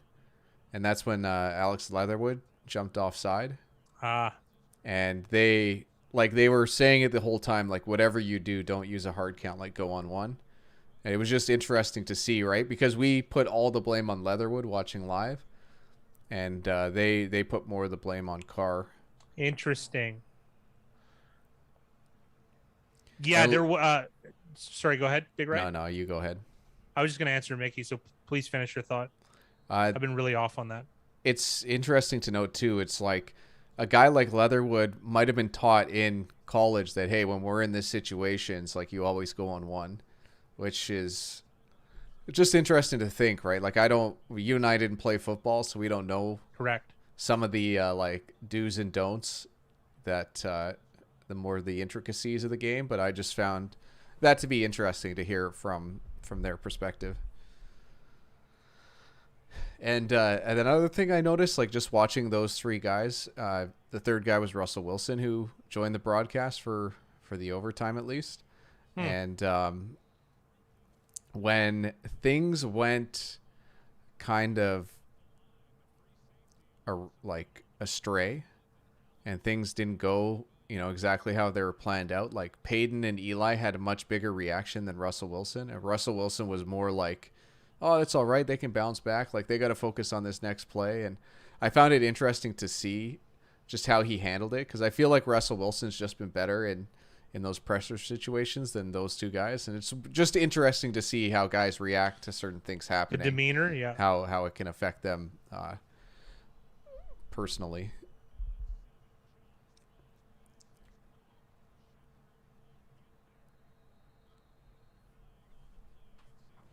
Surprised Shepard didn't roll. What's this flag? I'm wondering if it's a roughing the passer type call. Yeah, Mickey, there was a betting syndicate that moved to Vegas in the podcast that I posted. They started in Boone, North Carolina, and they were using like different kids at their college. So like they got banned from a website specifically that accepted U.S. customers. The website put in their terms of service that you couldn't be from Boone, North Carolina, which is pretty funny. Think about if you weren't part of that syndicate either, how unlucky that is. Yeah. That's so true. And imagine like you contact customer service and their whole thing is, we don't take bets from people from your city. Boone, North Carolina. Yeah. Yeah. I bet you they'd take any bet they could get from Gary, Indiana. Yeah. Yeah. Holy John Bostic. Why they keep bouncing at the outside though in these pitches? That was oh my goodness. Well, if they're really different, Corey, you could find the free plays where you could max bet both sides and get a guaranteed win if they're that. Like, I'm interested if they're that off. Because those are guaranteed money and they shouldn't exist, but they do sometimes. I've seen it in MMA once.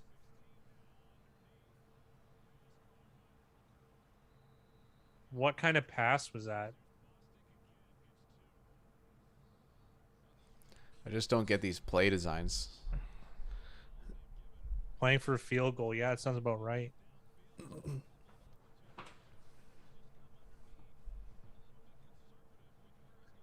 This is one of those games though where like field goals, like just getting field goals could win you these games. Like this isn't a Yeah.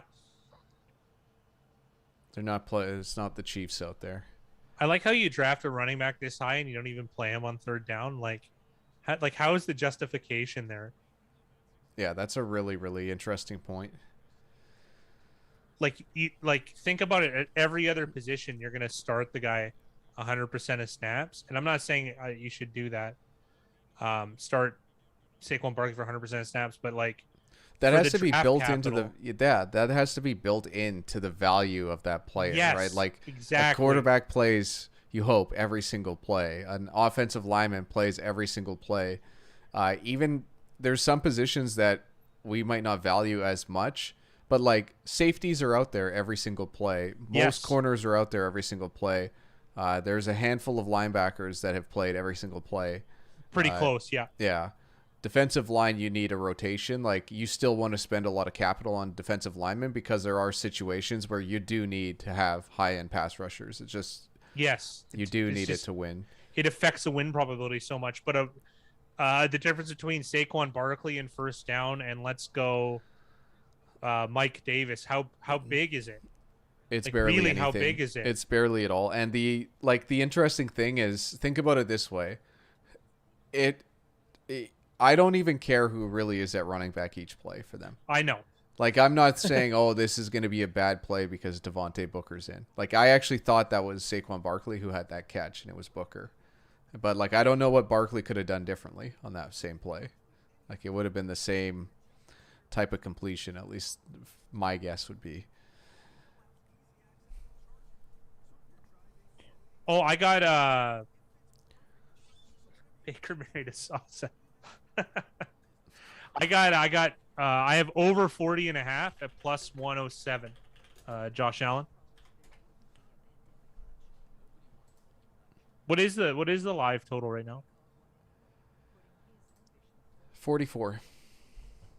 Yeah, it's tight. I'd like a touchdown so I could be a little bit more comfortable. And the chance of tying is almost 0 too. Yeah, I still need 2 touchdowns though from 2 teams that aren't exactly barn burners, let's call them. Off the top of my head, I don't think we've seen a turnover yet in this game. So a turnover No, could really swing the tides of an OU. pending where, you know. Yeah, that's true too.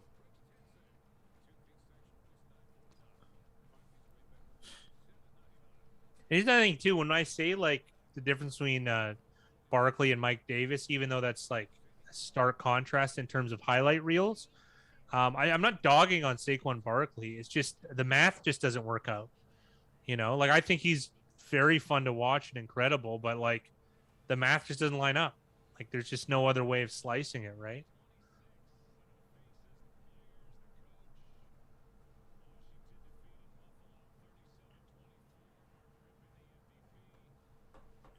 And like running back's kind of a luxury piece. Like the only time I ever saw it and I was like, okay, and I kind of got it was when the Chiefs drafted Clyde Edwards-Helaire.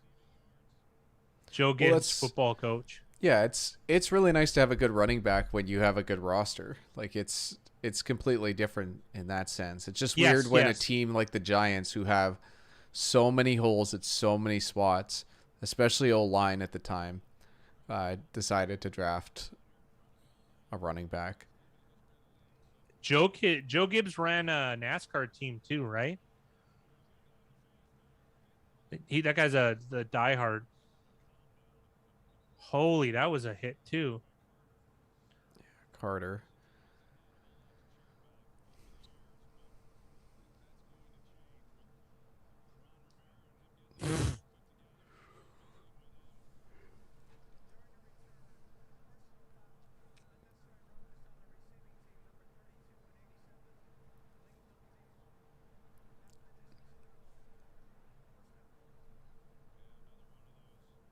I'm not into this ref. I got to be real here. Feels like a mortician. Got the same delivery, and he's been off on 3 spots. I think he did Frank Reynolds makeup I was hoping for he'd the go beauty there. pageant. I actually He did just it. rewatched that episode. It's really good. It's I don't actually like that show, and I find it dumb. But then at the same time, it has some of the better highlights of any show I've ever seen. Like like the broken nose, Yeah. that thing, the pageant. Oh man. Well, I know one of the things they said is that just Danny DeVito just says yes to whatever they want him to do, and like him rolling out of a couch completely naked without telling yeah, anyone, yeah. greased up. He's done that multiple times too. It's not just a one-time thing. Like it's crazy. I couldn't imagine. I saw him. You think he comes up to my waist? Yeah, He's like 4'10". yeah. He Maybe definitely. maybe around the midriff. Like I don't know. It'd be hilarious. I'm luckily for me, I could kiss him on the forehead. yeah.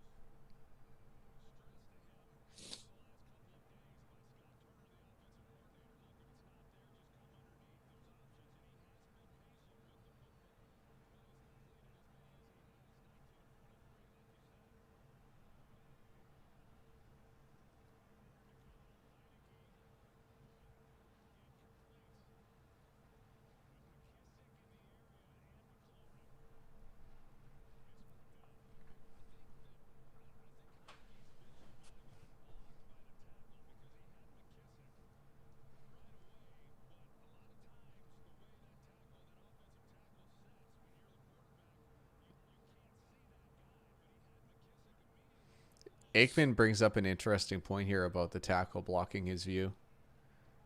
I'm not sure how tall Heineke is, but I feel like he's on the smaller side. Good point.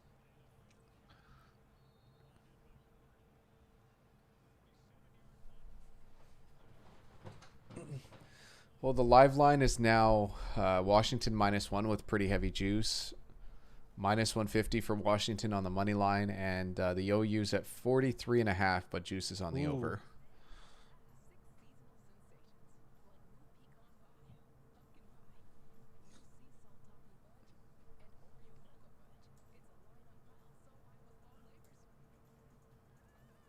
Pumpkin pie is one of those things I thought I would always hate. I end up really liking it now.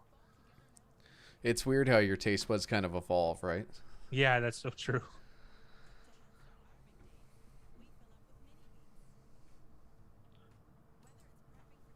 Same like scotch. Like I don't drink scotch, but like the few times I have in the last couple of years, I'm like, okay, I kind of understand why people are into this. Yeah, carrot cake is a big one, dude. It doesn't make any sense, Mickey. I completely agree. My mom made it like a month ago, and it was awesome.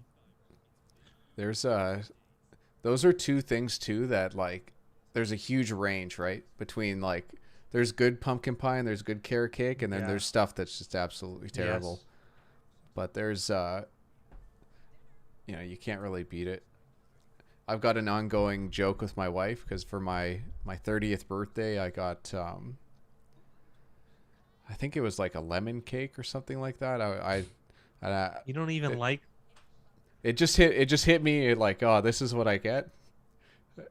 Big milestone, and like usually I don't care about stuff like that, but I don't know, for some reason that got me, that hit a soft spot. That one did. That's so funny. Because you're a Dairy Queen cake guy, right? Well, I'm a dessert guy. Like I like lots of things. Yeah. Just for That's the one. Yeah. yeah, it's let me frame this for you. It's like your birthday, you're out with your friends, you're having a good time, and then all of a sudden you're hit with you're like, yo, dinner was great. I'm looking forward to this birthday dessert surprise, and then someone brings out like lemon squares. Like you're like, oh, okay, Oh no, they're really good. yeah, As you take the smallest piece you've ever taken. yeah. It was good too. Like there's nothing wrong with it. It's funny how that. My mom did Yeah. that once on purpose. I don't know who Sansa Stark is. It's like a very feminine character from Game of Oh, Thrones. Game of Thrones. Like okay, a like yeah, a Stark, like yeah. a princess type. So Oh, that that's sounds like really what- it's a you hit the nail on the head with that, Mickey. That's a perfect. Mario Kart and Mario Tennis. He's usually Princess Peach. Not even joking. I prefer technique. Well, I mean, we don't need to go over. Oh, here we got a bomb.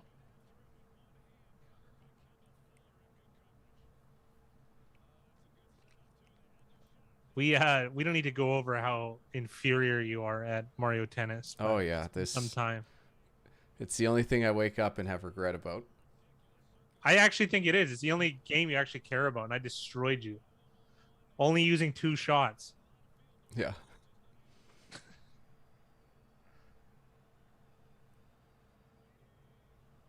If you saw my DK now, you'd be embarrassed. Yeah. I probably would. There's so many flags on this. I thought like a capital crime happened. They were lucky that they. Yeah, But this there is was a a- good thing. Oh, it's App's got Giants goggles on.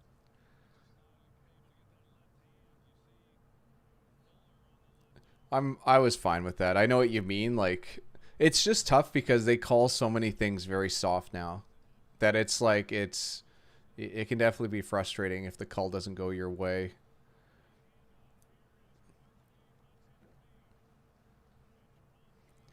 I don't mind that play. Just an excellent job by Deron Payne. I don't like when they do that slowdown. Like, just be direct, man. Yeah. That was kind of like Well, that's Alfred Morris. That plays like a zone thing, right? Like they're hoping that the defense drops back in their zone, but I know what you mean. It's not our style. Just get the 6 or the 5 yards. I don't care about busting a 60-yarder, right? Because it's just so like obviously I'd like that to happen, but it's such a low frequency. It'd be really nice to see them design plays to try to get Barkley into space, because it just feels like he doesn't get very many opportunities. Zaps, it looks like you're There it going to is. get a call here on Fuller this time. Oh, I say that every week though. It's apps. I don't know what a fumble is, and I don't know what pass interference is. Fumbles in particular. That was so strange because Fuller was in such good position and he just Yeah, yeah. panicked at the top of the route. That was unnecessary, and that was clear PI. Yeah, and it's like the same with holding calls and PI. Like it's just every ref has their own threshold, and it just seems like, oh no. I like how Shepard decided he was going to go back even further on that disaster of a play. Hey, it's not like there's a bunch of fast defensive linemen that are running after. Well, you say that, but like Daniel Jones has had a lot of success getting outside on these guys, but not that time. Yeah, but that's misdirection. When they know where you're going, you're not outrunning these boys. There's no. But this is being direct, man. You got to run at him a little bit. It's better to get a 1 yard gain than risk of a 9 yard loss. Can't even believe it's that much. He's gonna get hit here. Nice completion. It looked like that ball came out from Daniel Jones at a weird angle. Oh, it's because he was getting hit, but that ball was still super accurate for him having to change the trajectory of that throw. Trajectory, yeah. I love the authentic crowd noise. Oh man, I am so happy that that's that's not a thing anymore. Huge loss, just bad. I want to see.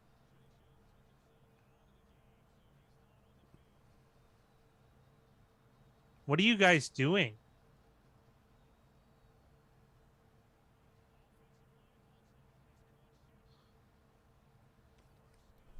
Whoa, wow. That's a big time play.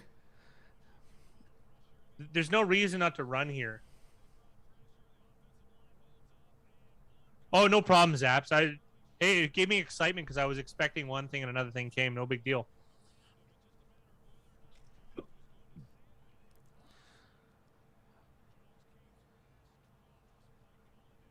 I don't think I've even seen Sladen today. I don't recall either. I was just thinking that. I do Galladay, like him. I've seen Shepard.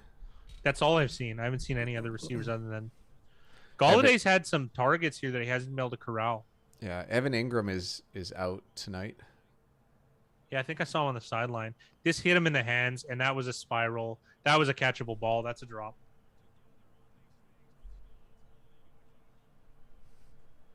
Yeah, I don't know why he's calling the chemistry. Daniel Jones hit the guy on the hands.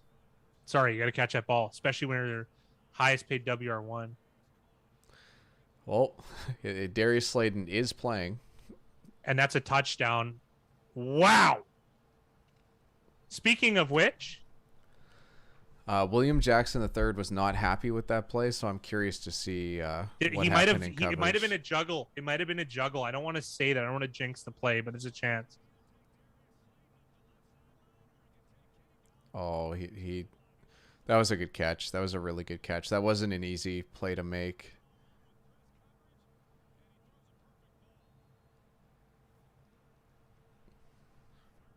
He didn't have the ball completely secured, but I don't know how you could not call that a catch. Oh, good. And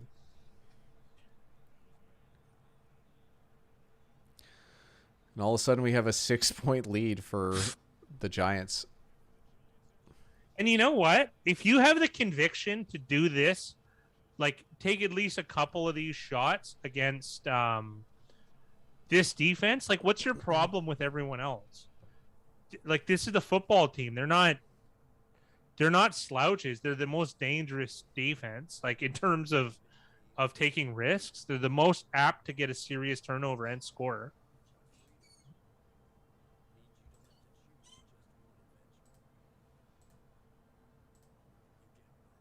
Danny did drop a dime. It's a nice performance from him so far. I mean, it not like, we're not using the Brady benchmark for him. Yeah, I don't even mention people like Mahomes because of the physical difference, but this is a good performance. both quarterbacks have been efficient. Like they've got like decent completion percentages, and they're keeping Heineke's things got a moving. limited skill set though, so you don't expect as much, right? Yeah, yeah, exactly. And it's funny because both of these guys are actually quite dangerous on their feet. Yeah, yeah, yeah. But like Daniel Jones more the straight line. But like, okay, let's go back to, I know I'm railing on the running back thing. Like if you think of, if you picked up, obviously they haven't had success drafting and signing linemen, but like Barkley, if you were to pick a lineman in that high, chances are you would have got someone who's at least starting. Do you know what I mean? Like that's gonna have way more of an effect. Yeah. The What was the live hard knock? OU is 47.5 now, so that's nice Nice. to see. Yeah, I just need one touchdown to get it over, right? Oh, you're not gonna believe this, guys. There's a Dodds furniture commercial on right now. Oh, is there Gordy Dodd? Oh yeah, Uh, Dodds now introducing Easy Pay. I don't know what that means, but there was a Hard Knocks announcement that the Indianapolis Colts are gonna have an in-season Hard Knocks starting like mid to late November. I think it was November Why? 17th. I don't know, but I think it's interesting. Like I wouldn't want it if I was the team, but we're gonna get this.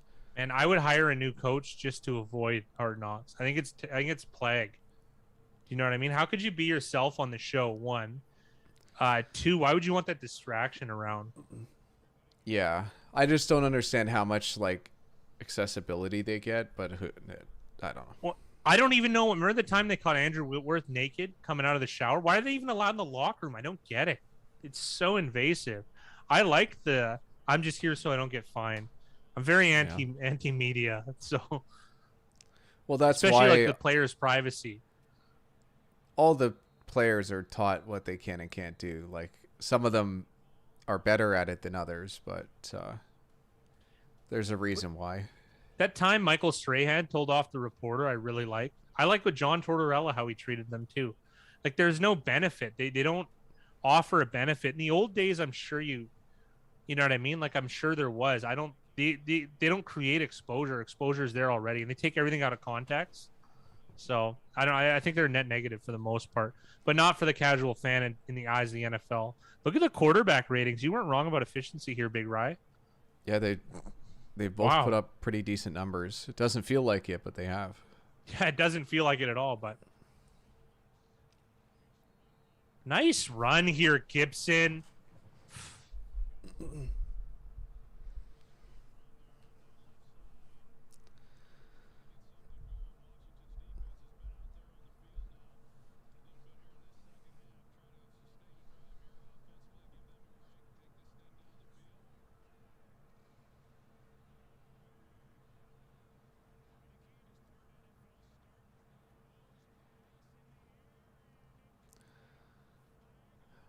A lucky break there for Washington, but there's a flag on the play regardless of what happened.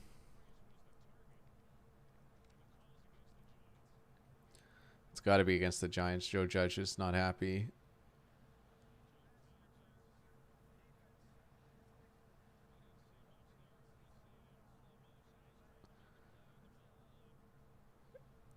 Like looking at it in slow motion, Bradbury gets there early, so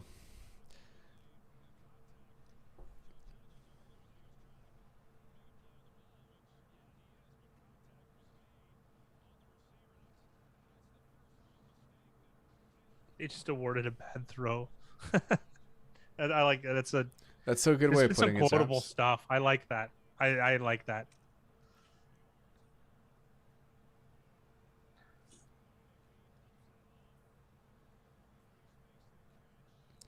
Haven't really noticed Humphreys tonight. He tripped on one of those catches, like kind of one of those flat routes. You know what I mean? That was it. That was a brutal decision.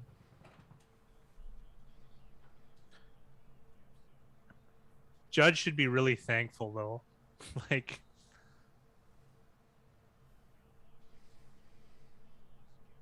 I I watched a lot of Gibson last year, and I like him. Yeah, I think he's a good running back.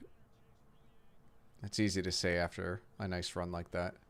Yeah, you're pretty humble about your running back predictions.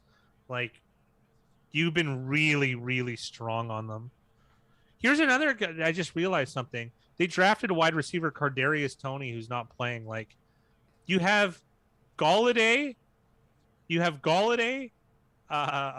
Shepard, Slayton, and then you draft a wide receiver in the first round. What a waste of resources. Well, especially with Slayton being a 5th-round pick, so that's excellent value. Galladay, I don't know what he got, but they probably got overpaid $70 for million. him. Yeah, I'm gonna go out on a limb here, guys, and say that he's overpaid. And then it's maybe they weren't expecting to get Shepard back as healthy as he is, because Shepard's looked better. McKissick's lined up in such a weird spot here. It looks like almost just this is why. If Slayton's your third receiver, like that's a good that's great. I don't get it. I really don't get it. Yeah, I don't. And Evan I Ingram. don't agree. Oh, the legend has returned. Legends never sleep. Jake Jacobs. What's going on, Jake? Yeah, like unless they're just planning to go 5 wide and have Ingram out there as well, like it's. I don't. How are you gonna go 5 wide with an O-line like that? Well, that's the thing, right? Like, maybe if they wanted to embrace analytics all the way, that's what you do. But it's just weird when you drafted. Giants bring pressure here, and Heineke manages to get it done here. Oh, they're gonna be going for this. They'll be going for this. But there's a flag on the play, so we'll get to see what happened. Maybe there was a late hit on the quarterback. Now hold. So this is the Giants dial up a blitz, as they like to say, and it pays off. It was such an awkward play for Heineke to make because he was kind of moving backwards as he made that throw, but he was accurate with the pass. Oh, Jackson's here. We got the whole gang back. We got the band back. Peppers blew up McKissick. Yeah, he did. I wanted to see that exchange. He was squared up too. Yeah. McKissick just didn't look like he had his footing right. What's going on, Jackson? Where's your trip? They're 10 hours ahead, right? Or at least Greece is. Greece is 10 hours ahead, I think. It's about 8. I think it's 8. About 8? Oh, he's up really early. It's either 8 or 9.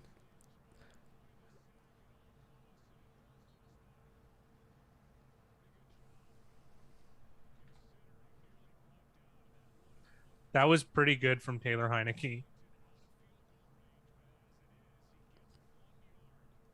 Nice. London, that's sweet.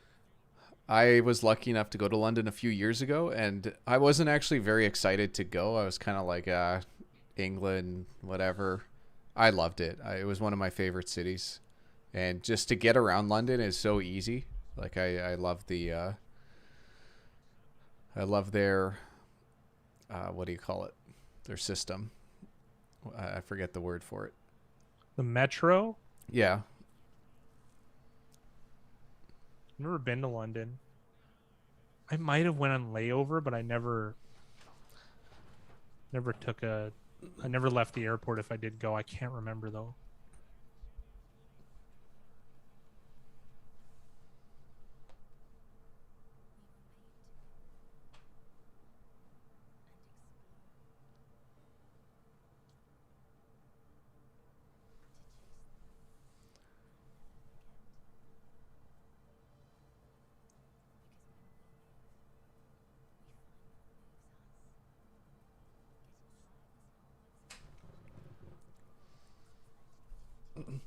Live OU is 50.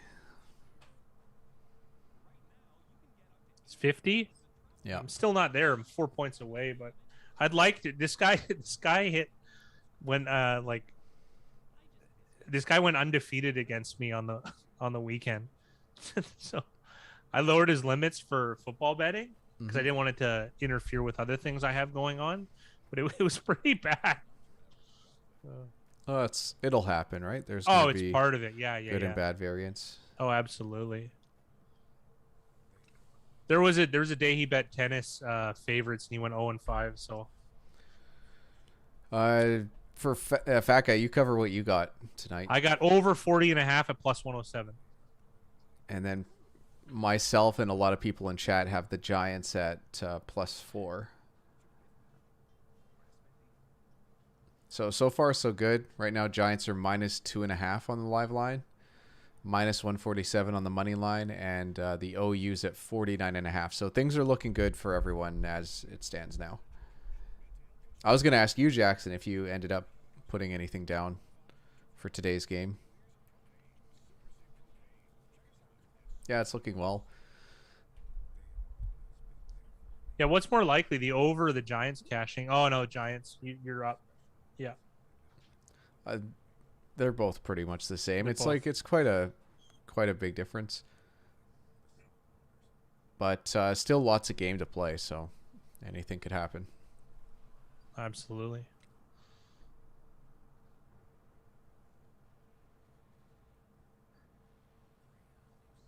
I like when people believe in superstitions and they blame.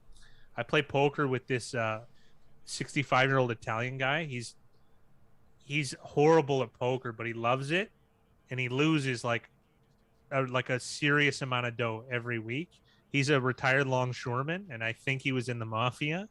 At least that's what we all suspect, because he has like weird stuff that's fallen off the truck all this time. Like one time he bought 24 bottles of vodka at one of the games. Anyways, he'll switch games based on which dealers are nice to him or like are lucky for him, but he ends up just rotating every games because he's losing everywhere. So I always find it very interesting that like, no, it's this dealer. This dealer's he's the reason I lose. And I'm like, man, I watched you lose like 5 big ones last night. I'm pretty sure it wasn't that dealer either. So Zaps, if I'm correct, the Arizona Tennessee, there wasn't a point scored in the fourth quarter, and it was like they just needed one more point kind of thing. Oh yeah, what's the Italian guy's? Does he have a nickname? I don't know. I don't want to say it on. I don't want to say it. I don't know on if you there want to 'cause dox him. I don't. Yeah, I'm not that. Yeah, I don't want to dox him, but he does. He does have one. He does have one. So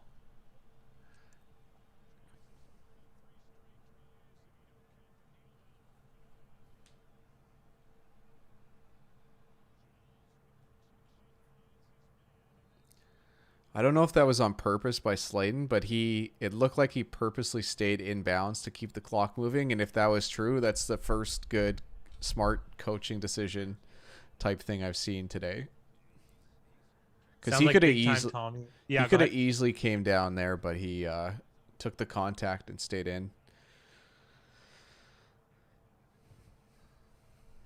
Sounds like big time Tommy logic. It absolutely is. You know, he's the only guy where I've dumped like decent 4-figure pots to him just because like I've been brutalizing him for months. You know, you gotta give a little bit back. Which I don't Smith know who's is that? Smith. Yeah, is it? I was gonna say, is that Lee Smith? But I don't even know if Lee I Smith think is it still is. playing. I think it is.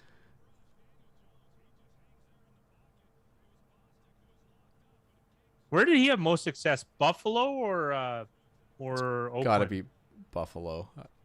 I didn't even know he played in Oakland. Okay. But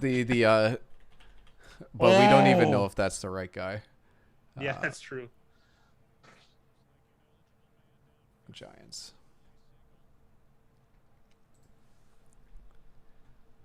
It's Caden Smith. Caden Smith. Oh, okay. Who is a looks like a UDFA from San Francisco 2019. Oh no, sorry, 6th round pick 2019 with San Francisco. So his third year as a pro. You guys can tell we're definitely keeping up with every team's roster from top to bottom. That was a nice play from Cole Holcomb. That could have been really bad for this Giants team. They need points too. Zaps is right. But they're like really chucking it though. Like I'm surprised they haven't sprinkled in any running. Like,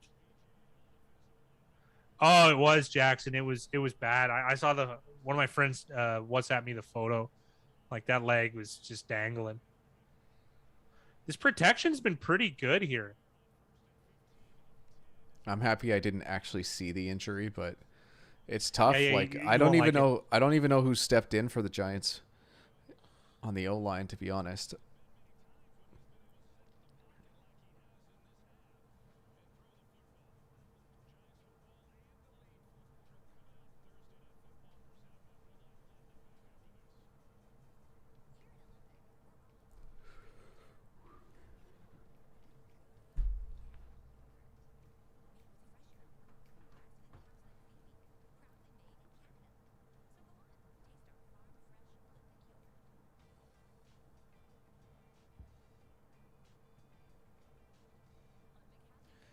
uh, Billy Price started at center because they're. Um, I think they traded for Billy Price and he started at center, and then at left guard they lost Lemieux to IR, and the guy who got injured today was playing left guard, filling in for him. So I don't know who actually stepped in and is playing left guard now. 2.6 is elite level. Like that's one thing I don't like when they bring it up. Um, uh, like like when it's like a keys to the game when one of these stupid pundits, I shouldn't call them stupid. They make a lot of money talking on the TV, but like as far as you know, predictability or sorry, like predicting anything, they're horrible at it. But I like when they say, "Oh, you got to get the ball out faster." You think every team isn't trying to do that? You know what I mean? Like that's not just something you can just go, "Oh, I have to make my reads quicker." It's just not. It's To not me, something it's that's more. just. Go ahead. Sorry to cut you off there, but to me, it's more play design, right? Like it's more Yeah, what are you doing to get those guys open? What are you doing to help the quarterbacks like read? Is this a zone? Is this a man before the snap? That's why like some of the teams like Kansas City that bring so much motion, it's like you're making it that much easier on a player like Patrick Mahomes to make those correct reads. Just so happens he's awesome as well. But like some of these other offenses, they're so stale and they're just like you could just see the difference in like how the games are called, right? well, I have an interest. Okay, this is another thing then too. Oh, right on, Jamie. Nice, nice. You're looking good. But I had a question though. Why? Okay, so the Chiefs are a good example. How come I don't recall lots of procedural penalties from the Chiefs, despite having more window dressing than any other team? Obviously, this is we're hypothesizing. It's just what I my eye test believes. Like how are they able to get the procedure thing so right, and these other teams can't get basic stuff? Like the amount of points the Giants have left on the board already is insane, right? So okay, maybe it's only 3-7, but like 3-7 in this game is monumental, right? Like it's a valuable 3-7 points. Think about how much of a disadvantage it is though to be like a first or second year coach and you're trying to play and coach against a guy like Belichick who's like instilled Yeah, layers and layers and layers of things and usually has more veteran type players or drafts certain guys like to fit into those schemes and it's so tough, right? Like because a lot of these newer coaches, like you probably think they want more turnover on the roster, which means more younger players, which is going to mean more mistakes. yeah, Like it sucks that more time probably needs to be spent on procedural stuff than like actually yeah, what yeah. you're going No, to it be totally doing after the does. snap. I can't believe they didn't run it on second down. That Washington corner blitz bringing too. Obviously, bringing we have pressure. the bird's nest view, but This was a pretty nice play by it Daniel was. Jones. I want to see the spot on this because Probably you might want like to consider it. it's probably like 2 yards short. It looks like Washington's already got different personnel coming on the field.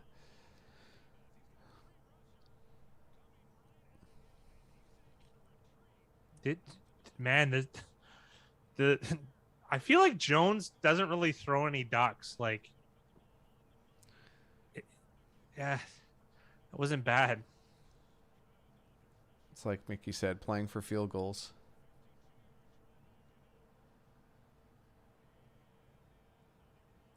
Good, no doubt about it.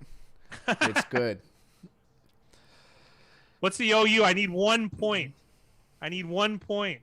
It's showing 50 here, so Yeah. I play for fat guy.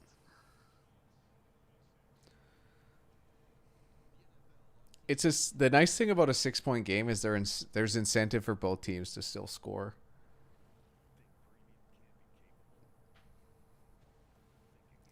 Worst case scenario though is that Washington probably wants to get a touchdown on their next drive, so it's kind of like boom or bust. And they'll push it. Like Rivera's decision making. Remember, he was so conservative, and then the 1 year, I don't know what it was. Maybe because they had to, and he had success, and he goes, "Why don't I do this more often?" Maybe. I like part of me goes, do you remember how awesome that Carolina offensive line was though?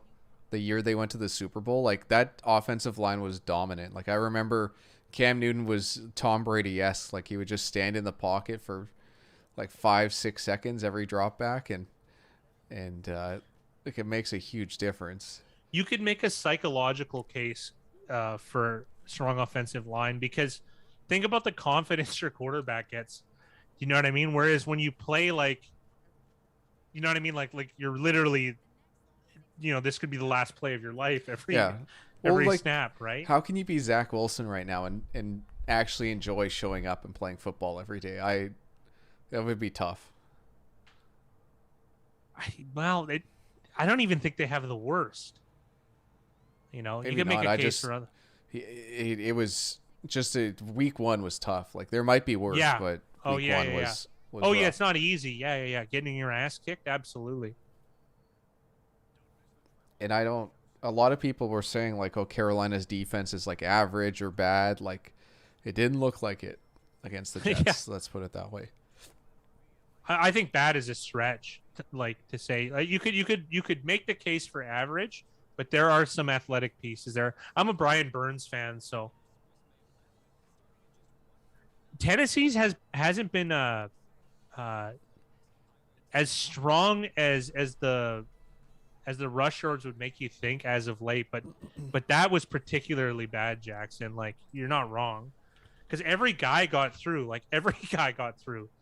So I'm kind of curious now, considering the lopsided Chandler Jones props. I'm curious what like a Marcus Golden would be. He played the same amount of snaps. I'm kind of indifferent about that game, Zaps. I'd like Tennessee to beat Seattle. I prefer Tennessee, but like, whatever. I don't have a strong feeling either way. I'm not sure if Gano's related to Tucker, by the way. Zap's not sure. Oh, I doubt it because I think we would have heard that story. Like that would be a story every time those two teams play. it's a troll here, Big Ryan. You gotta entertain everything. All right. Well, I don't know. I don't know. The Rams Colts will be an entertaining. I want to game. watch that game. Yeah. Like I took pleasure in watching the Rams play on offense against the Bears. Like that was it. Like was that not the model of efficiency? The only thing I didn't like is the Rams don't go for it on fourth down. But I mean, everything else is beautiful. I always find that weird though. Like of all teams, wouldn't the Rams, shouldn't they be one of the teams that almost always goes for it on fourth down? Well, I'm pretty sure Terry. we talked about that with McVay at one point, where it's like you talk about how good he is, his play calling, how aggressive, and then all of a sudden I think he was like the least likely out of all the coaches to go for it on 4th and 1. I don't get it, right? Like why be so like groundbreaking in areas and then like that part you just eschew it's so weird. It's kind of like the first time I played poker, my dad taught me all week, and I played against my friend's dad, who's a very, very, very wealthy man. We went to his he had a ski lodge, and that's where it was. But my dad knew he was competitive, so my dad gave me my like $80 bankroll, and I beat him both nights. And like this is a very wealthy guy, but he couldn't stand losing, right? So there's always a disconnect between risk management, there's always a risk aversion, no matter even if you're plentiful in resources. So how that translates to the Rams, like you're have of the best offensive prowess, but he still might not have the gumption to go for it, right? Even though it's not a personal decision, it's just a math decision.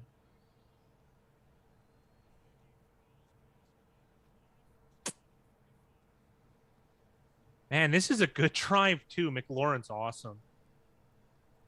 Just super efficient. I almost want to see what happened with the coverage there because he seemed wide open. I don't know if that was a zone thing or.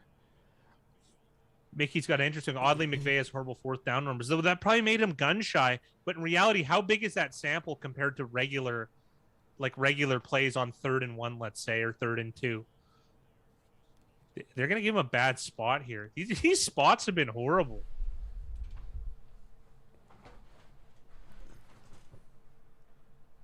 Yeah, that wasn't a big Ryan the fat guy pick, like generally speaking. But I thought there would be some closing line value on that potentially. And I think there has been. I think the line has moved. It's just one of those ones where we're trying to get on the right side of lines, like at the start of the week. But there's no way Fat Guy and I would make that bet in real life. It's unlikely. I'm starting to come around to the idea of it, but I can't. I wouldn't be able to pull the trigger. So part of it's because like Houston's performance was an anomaly, that's for sure. Houston's bad still, but like I think they might have got but Cleveland's performance was, even though they lost, it's so funny. It's a 1-0 against an 0-1 team. They get more street cred for it. This play just hell broke loose. There's a flag in the secondary. This has got to be against the Giants. Yeah, I'm guessing. It's a hold. It's a hold. 5-yard automatic first down.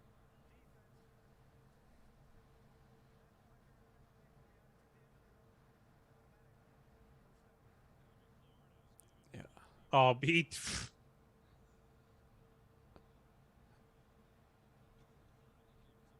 I don't know what Heineke's doing here, but just a lot of indecision.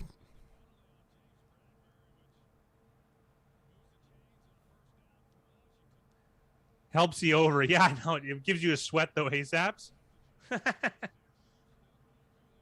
This has been a really good game, to be honest. It actually has. I'm enjoying it.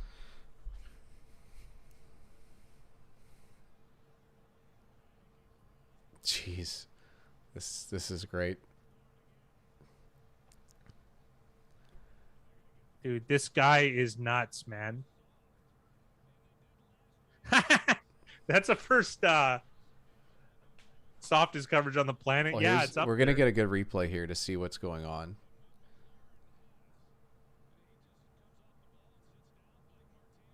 Oh, man. You can't. Oh. And why is Blake Martinez the guy whose head is turned the other way? It goes, hey, maybe I should switch over. The safety and the corner on there were so light. And it's McLaurin. Like, shouldn't you just edge in towards Terry McLaurin? He's the best player on the offense of the football team. It feels like they're trying to play zone, so like to get an interception because they know Washington's got to be aggressive here. So I feel like they're just trying to get Heineke to make as many throws as he can and eventually make a mistake. That's at least what it looks like to me. That's an argument. But it's still like,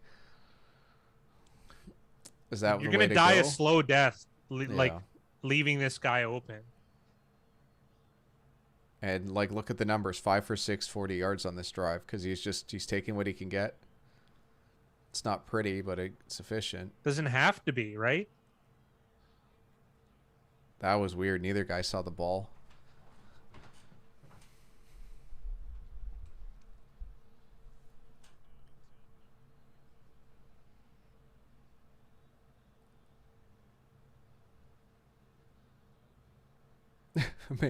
Maybe they should have someone within 20 feet of McLaurin.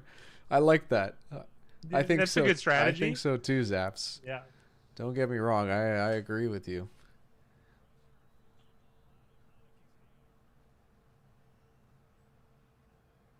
McLaurin's telling him where to line up.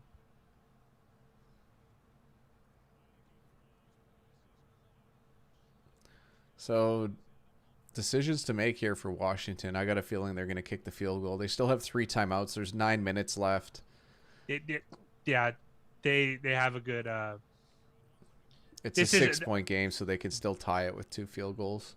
points are at a premium. I kind of get it. I want him to kick a field goal just for the over, right? It's Josh brings up that Washington's 3-11 on third down, and it really has to do with like just with Heineke, like it's hard for him to create and to force plays. Like he's pretty much taking what he can get, and that's great on first and second down. But it's not going to get you those. Hey-yo! Oh, the over hits. I'm marking that down on my sheet.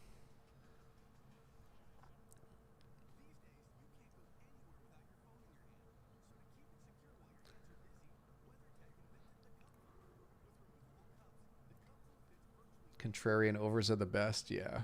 Yeah, yeah. I was actually doing some market stuff, and the contrarian overs were surprisingly high. But there's like very like it was something like I feel like there was only like 20 games last year out of 269 games that went the over had less than 50% of best. Like that's crazy to think about that. Over is the only thing I take a bet on where they don't even ask what the number is sometimes. You know what I mean? Like, I like the over. I'm like, okay, at what price? They're like, I don't know. Like, yeah. Like, I think this is going to be high scoring. I've heard that. I'm like, okay. Well, I was even I checked out a couple of YouTube videos today, and one guy said, "Oh, like lock up the Giants," but it was like there was no line, there was no juice. It didn't matter. Like it just didn't matter. Like just take them. I don't know. Well, it's like an interesting place. That's how you you know. Obviously, we're like you're gonna be a little bit lighter, but we are gonna dog on the other one channels. That's why a lot of people are. That's why the people that are here is because they are. Someone says, "Oh, take this team; it's a lock." You know what I mean? Like it has nothing to do with that. You bet the number. It's so crazy how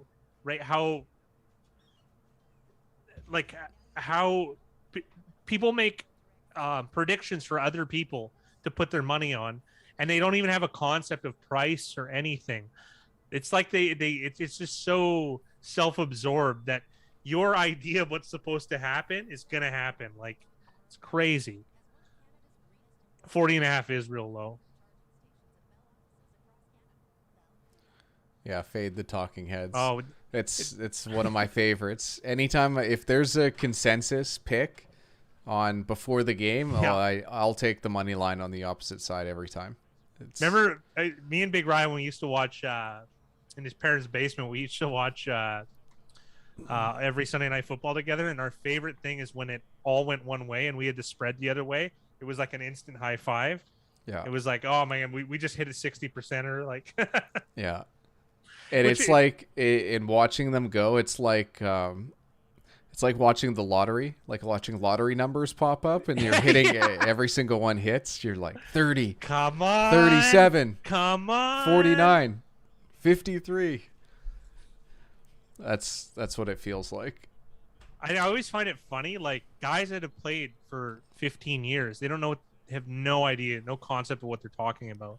So there's a Pinnacle podcast I listen to about tennis betting, and it's more entertainment, but there is an analytical guy, and like it's the only time I've ever seen. There's a guy on there, Mats, who is world number 1 in 1988. He's a Swedish guy, so he's like the athlete, and then they have like a guy who's been professionally gambling on it for 10 years, and it's the only time I've ever seen the athlete acquiesce to another guy in terms of like knowledge about the sport. It's so weird, but it's even though the guy's never played tennis, that bets on it, but it's true.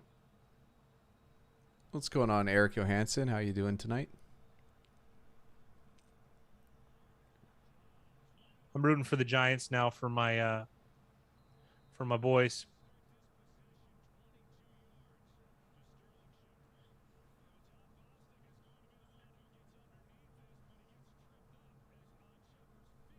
This game is single-handedly ensuring we get another half dozen. I'm fine with that if we can get like this type. You know what I mean? I particularly don't like Dallas, but I like Dak Prescott. And I thought, even though I felt like he wasn't 100%, he played very well in that Thursday nighter. It'd be fun to see Barkley play in a good offense. Yeah. I find him pretty like Barry Sanders ish, which is like not obviously Barry Sanders is a like a generational running back, but I don't think it's strong for win probability, even though that sounds really assholey. Like that style of running. There's oh my god, they fooled me big time. Wow, did they fool Yeah, Chase Young? I thought he had the ball too. The what's interesting though is that Barkley, like you mentioned it with Clyde Edwards-Helaire, like he would be more valuable on a good team. That's why it kind of sucks. Like the overall value of the position's low, but like if he was on the Chiefs right now, or if he was on, you know, the Rams or something like that, it would be more fun to watch him play. Yes, but I think Jackson summed up what we're trying to think here. I just think good offenses would very rarely pay for running backs like that, and you're right, because they disperse their resources in better areas, right? And that totally that lines it up. The Washington defense is allowing 7 yards per play to the Giants.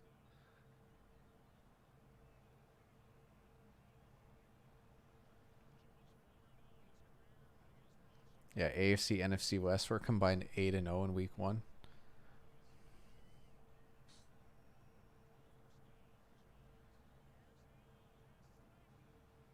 Oh.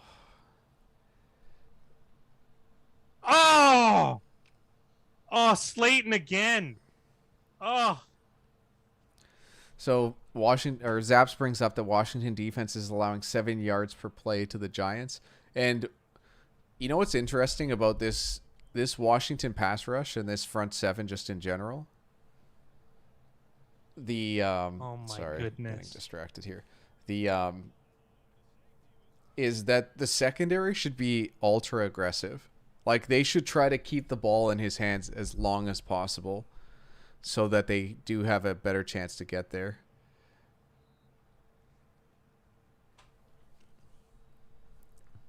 Like Barkley was one cut away from busting that run. Yeah. How frustrating does it have to be like a really talented pass rusher and have your guy sitting like 10 yards back off the line of scrimmage? Yeah. You're totally right.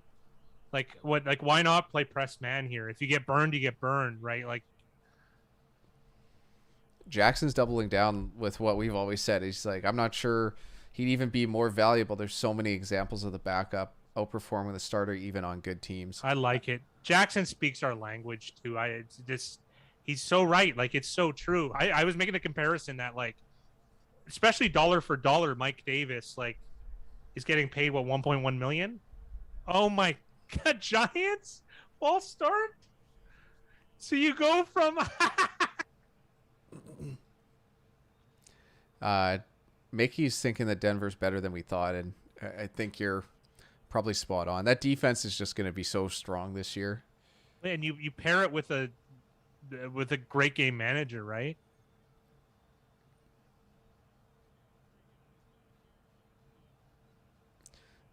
If Daniel Jones can run this ball, oh my goodness, Andrew Thomas jumped offside. Yeah, Zaps, a drop touchdown, then these two things.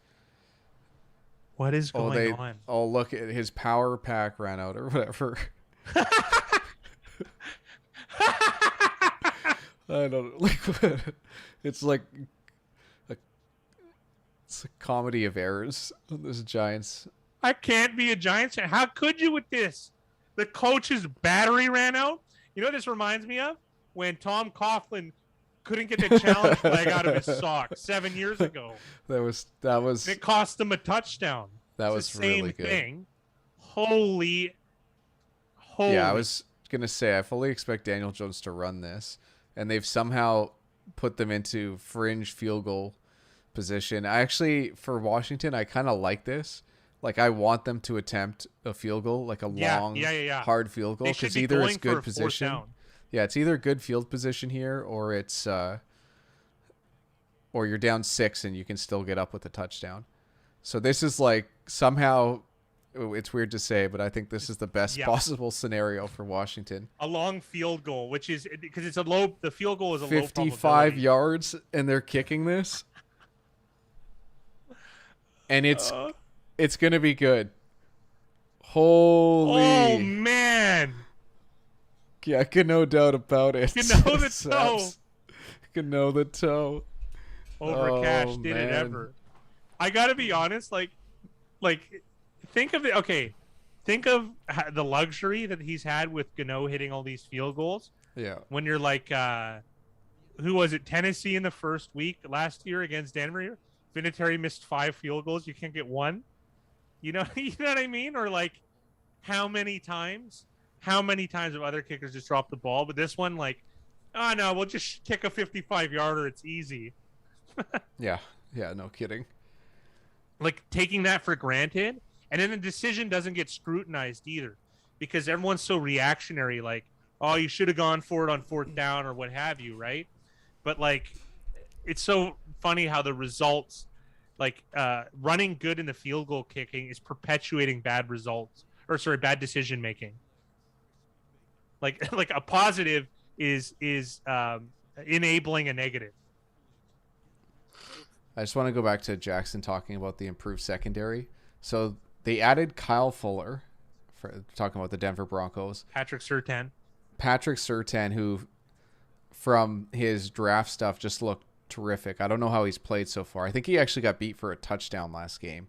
And then they also, is Bryce Callahan been there, or did he just come from Chicago? I can't recall. I really can't recall. He was there. They signed him in 2019, so it's his 3rd season with the team, 6th in the NFL. He's the 3rd guy or the 4th guy. Yeah, it's I haven't watched, so I don't know if Surtain or Callahan is starting, but either way, all 3 of those guys are probably on the field most of the time. And then Justin Simmons, who I think is one of the best safeties in I almost said in baseball for some reason, in football, and I think he just got a healthy contract too. And then Kareem Jackson is just like, how many years has Kareem Jackson played? 12? Holy. It feels like it. It's not exactly the no-fly zone of 10 years ago, but it could be. But that's a pretty good secondary for because of their pass rush and what's going on. Like it's one of the most complete defenses, I guess you could say. Yeah, totally. Where it's hard to find a weakness. Look at Jackson Irish keyboard. He's got that fancy I after the T.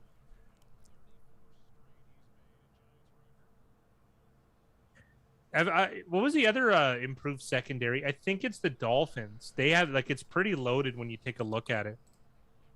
Let's take a look.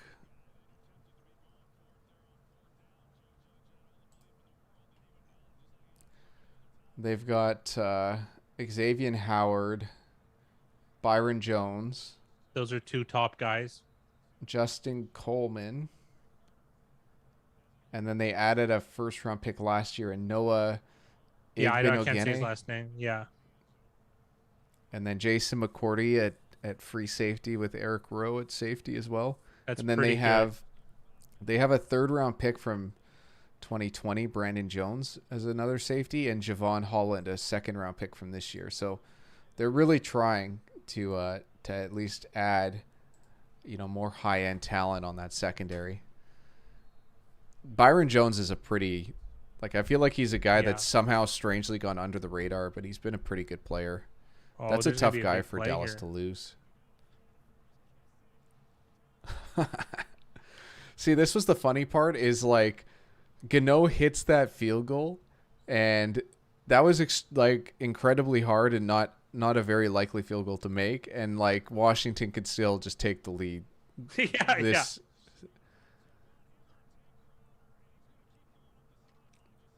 So they had McKissick. They had a McKissick on a linebacker, it looked like, and he just got turned. Oh, that's and just looked terrible. I don't know what linebacker that was.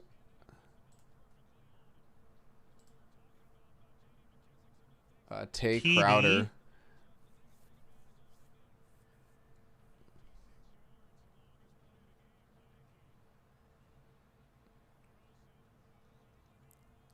What a catch by, I believe, Sims. No, Ricky Seals-Jones with the catch. Holy smokes. We got preseason dreams 2014. I just spent possession and a half ago. I talked about how Heinke can't make plays and he's got to dunk it down and take what he can get, and that's why they're having trouble on third down. And he just made 2. Yeah, but he took what they gave him. McKissick was wide open. That one was a little bit. This was. I mean, it's Ricky Seals-Jones against a corner, so they took advantage of it. But Washington has the chance to go ahead here. Luckily for the Giants, they haven't managed to call any timeouts in this second half. That was close, but I think it's good. Yeah, it's in. Nice 2-play drive. Yeah, Mickey. That was yeah, nice too. That was I don't even know what to say when you see something like, okay.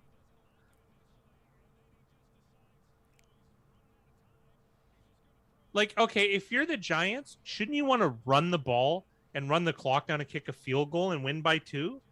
Like, isn't that the plan here? Ideally, that's what they would do, but we'll see. We'll see if they can execute. Yeah, that's about as good of a touchdown catch as you're going to get. But they put it, the corner's 5'9". This was great play design for this, how they've been playing this zone. I'm sure it would have helped if is that Logan Ryan?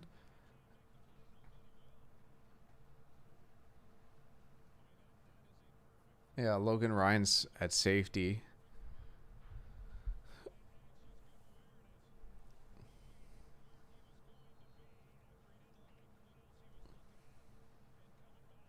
Jackson's going to continue calling them football team. We kind of went over it. I said I hope they keep the name. I like their old name. I like this one just as much.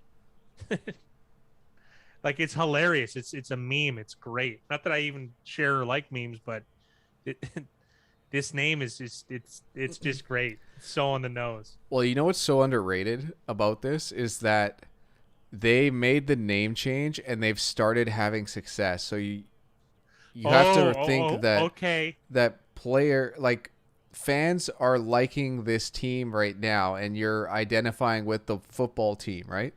So for them to go and change the name next season is kind of, to me, a silly thing to do. Like, they should have already done it by now. They should have done it at the start. Well, how did you not come up with a name in a few months? Like, you had to switch. You just came up with football team. Like, it's hilarious. Yeah. I like the helmets. I like this though. This is fun. This, I am just predicting disaster from the Giants. That's my prediction. Yeah. Well, Tony Meatballs does too. Oh man. And like, I always say I don't believe in momentum, but you can feel the energy a little bit. Shit. Well, it's just there's pressure on the Giants, and I just don't know if they're built to overcome this. And they definitely could, but this stadium's rocking right now. That's for sure. I've got the volume on like as low as it can go, and I can still hear the crowd.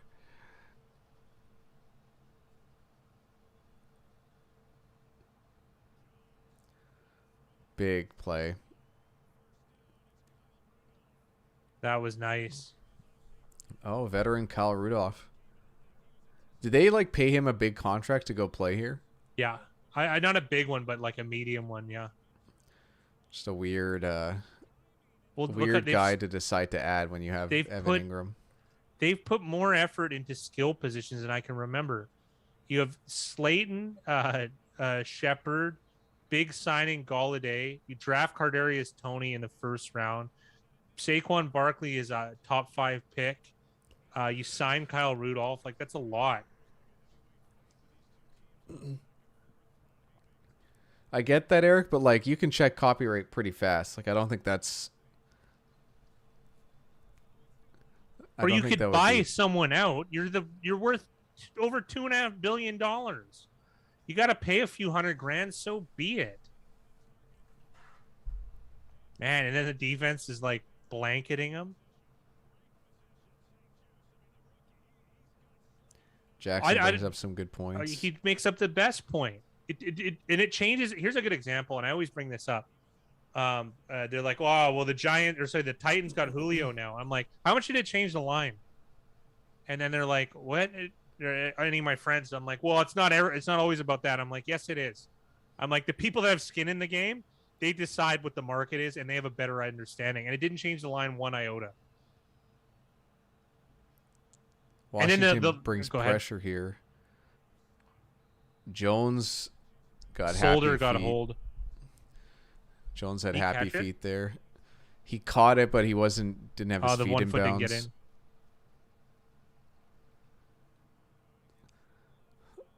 Oh, that's a tough ball to catch. Nope. I can't believe he caught that ball. Never mind, almost got his feet in. Yeah. Yeah. And look at this. He's too high in the air. He's too elevated. They're punting the ball. It is 4th and 10, and they still do have 3 timeouts, but what's the difference if you hold them here then, or I guess. I guess. The other way, like you might give up a field goal. Now you're just either winning, like you can lose the game. There's so much field for Washington to work with.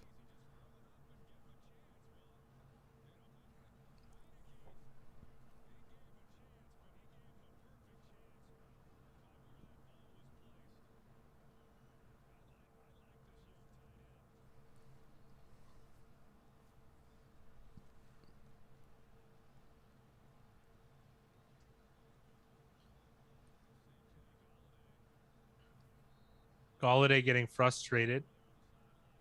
You think he'd be used to losing playing in Detroit all those years? I don't know what he's frustrated with. And here we go, Gibson. This is like almost an icer. No timeout from the Giants. Julio Jones. It does, Jackson. I completely agree, and like I don't get it. It's kind of like Odell Beckham's $21 million a year. You know, they can cut him and Landry next year and get a $35 million relief in cap. And for a team like the Browns, you could just trade up for draft capital, draft a bunch of receivers in the, 2nd, 3rd, 4th, and 5th round. Just play the best. Maybe sign a veteran, like get a Cooks or something like that. Off you go. The rest of the money put in your defense. You're a Super Bowl, a top 4 Super Bowl contender. So the Giants use their first time out.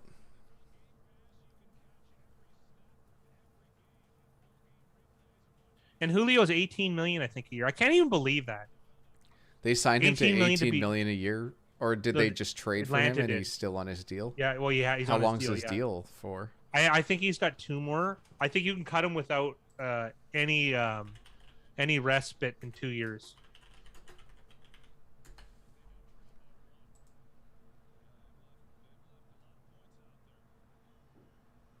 He's still 1, 2, 3. He still has 5 years on his deal, but it looks like I think it's 2 years. I think it's at the end of 2 you can get rid of him. Potential out 2022. $13 million in dead cap. Wow. Oh my goodness. Oh my goodness.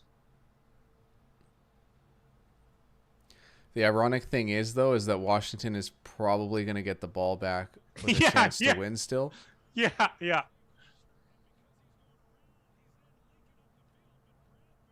Why are they throwing it anyways, though?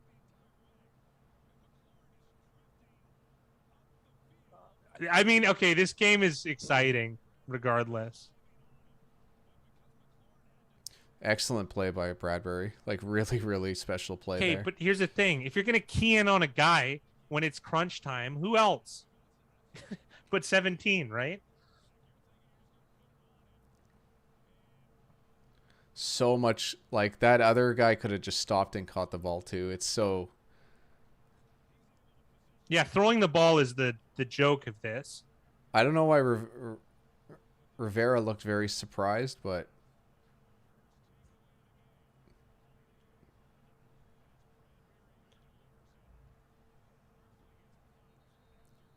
what a play.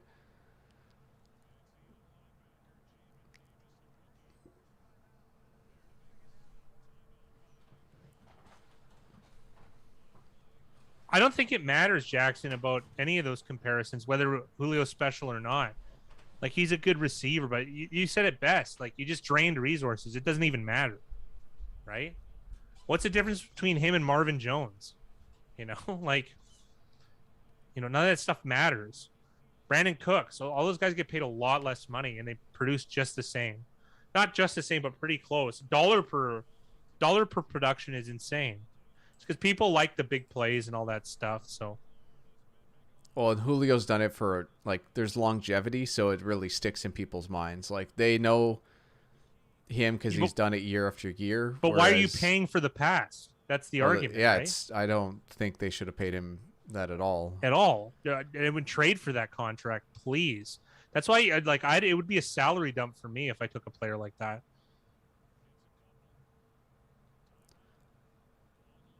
They are going to get the ball back. This is nuts. Cooks is a bad contract. I thought he was cheap. I'll take a look. Yeah, please look. Oh, you're on Spotrac? I will be very shortly. I thought he was like 6 or 7 million.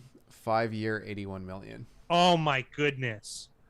Really? Oh, forget that. I think he's a fine player, but that's insane. He was? I thought he was a cheap deal, like a short term. He's getting paid that much money?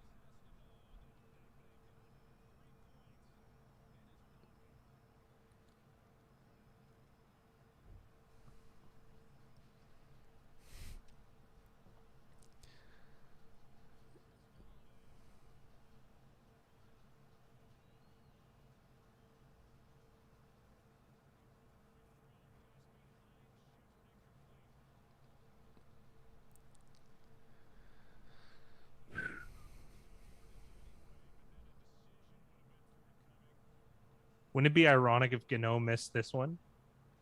This is so entertaining, Josh Allen. You're right. And to think I gave this 4-star entertainment because Dylan or I didn't have one fantasy player playing.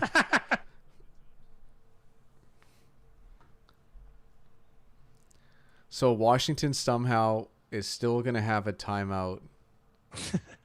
And okay. Oh, they might even have this. They didn't get the 2-minute warning. It was close, but they didn't get it. Yeah.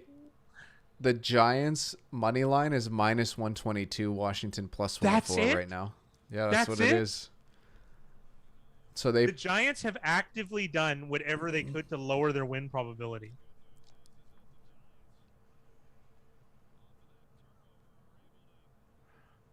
Oh, Jackson, was it Van Jefferson? Was it? I think it was Van Jefferson, the Rams. Yeah, who I would Van be Jefferson's happy with. Van Jefferson's been a good player. He looked really strong in his first game this year.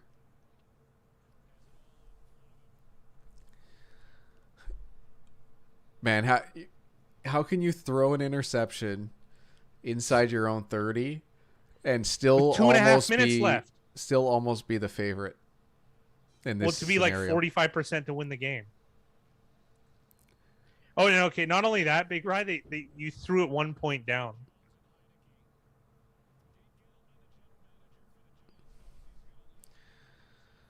Or 1 point up, rather. Yeah. So are we going to get some big Washington football team touchdown here to screw us all over for this backdoor cover? Oh, we've had enough of those.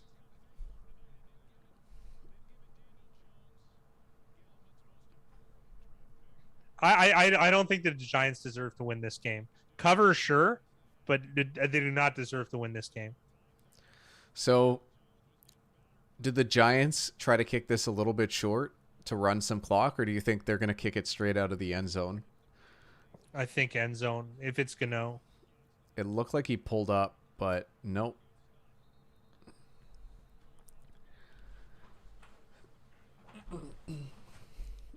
What do you think the chances are? Like, I know I just told you the odds, but what do you think the chances are Washington can drive and put up a field goal? I'm just going with my like fun, like 55. Yeah. Still plus 104. Well, Jackson, considering their last drive or the drive before last was 2 plays, and it started at the same place, you're not in that bad a shape. They only have to get a field goal. Man, this is what football is all about. But the Giants have the coaching decisions have been monumentally bad. Oh, that was not a good start to this. You might as well not even. I feel like that ground's not very good.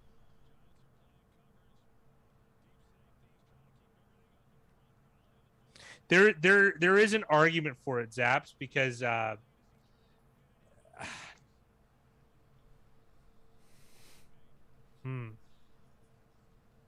he should have caught it. He hit him in his hands.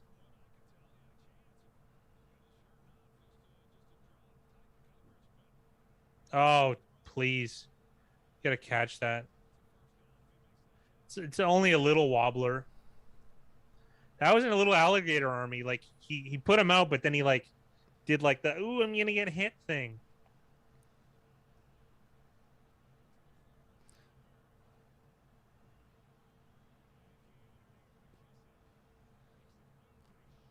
He's short, so this is a key play here. It'll be interesting to see if Washington uses their timeout.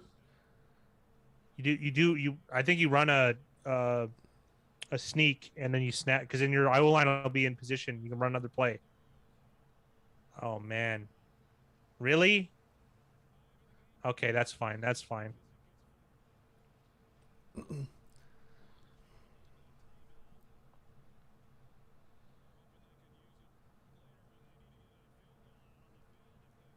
Gotta hurry up here, though. That Giants D line looks gassed.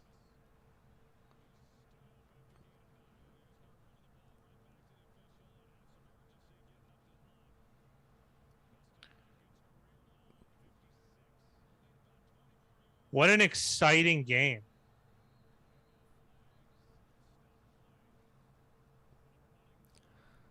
This flag's probably on the offense, and it really does hurt them. 10-second runoff? Well, it's going to be either a 10-second runoff or they lose their timeout. I'd lose a timeout. It's on the Giants. Oh, it was? I thought it was, then you said that. That's horrible. Neutral zone infraction on a linebacker, unless Carter's rushing. No, he was the outside rusher, and he did jump. Joe Judge should have a mugshot after this game. Fuck. They don't have much farther to go for field goal range here. No, they still have a timeout. Is New York taking a timeout? Oh, they're adding more time. They're adding more time. Which makes sense because they probably blew it down a couple seconds after. But, like, this is unbelievable.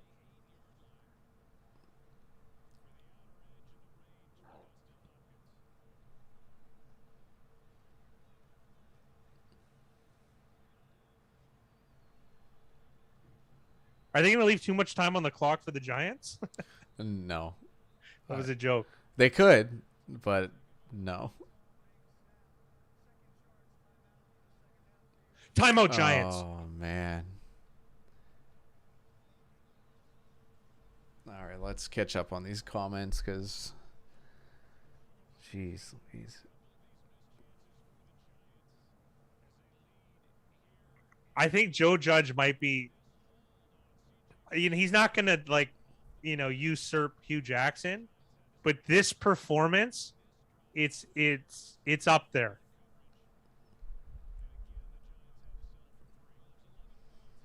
Like, he's at least a cover girl for the month. For the monthly issue. This is an all-time horrible coaching performance.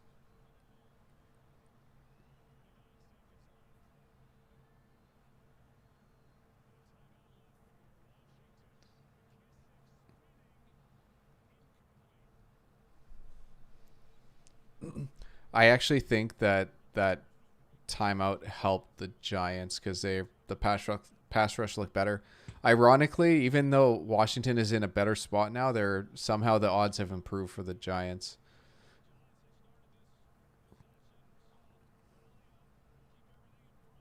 Gano has 22 fantasy points. Yeah, he hit 6 field goals. That's crazy though.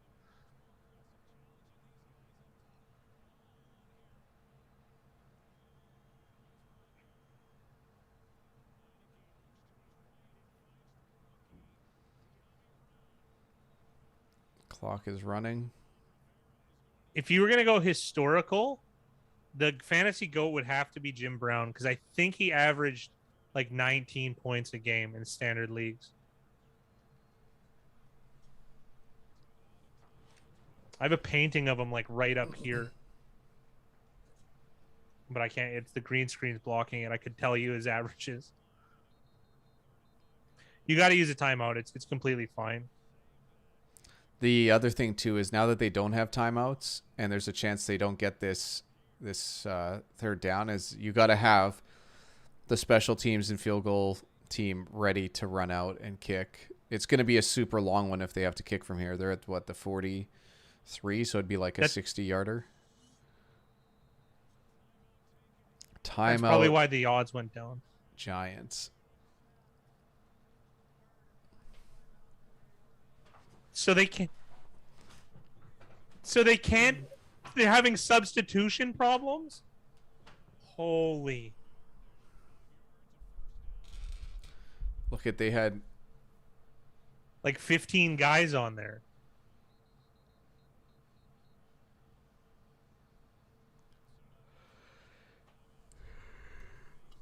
Oh man. Good Lord is right. This is an all-timer. This is an all-time horrible coaching performance. They had 13 on the field. They're only rushing 3. By the way, guys. Yeah. And they give the sidelines. Oh my god.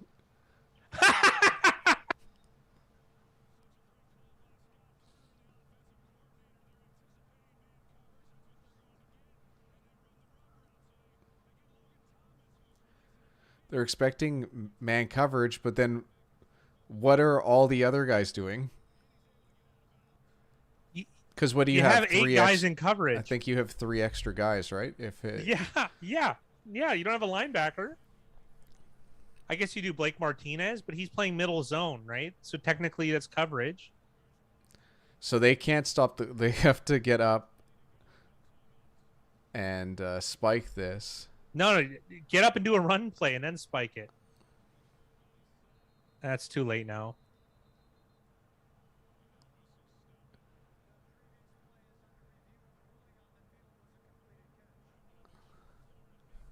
What a lucky review here for the Washington football team.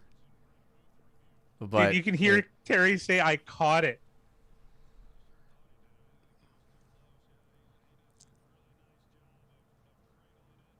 Yeah, he Oh, caught it's that. not even close. It's not even close. Going back to what Zap said, maybe the most sure hands in the league.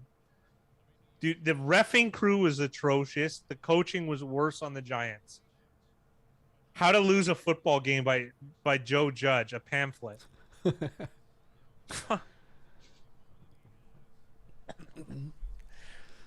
The only thing that can make this crazier is if they fake the field goal so they can score the touchdown here to cover. Not the Raiders.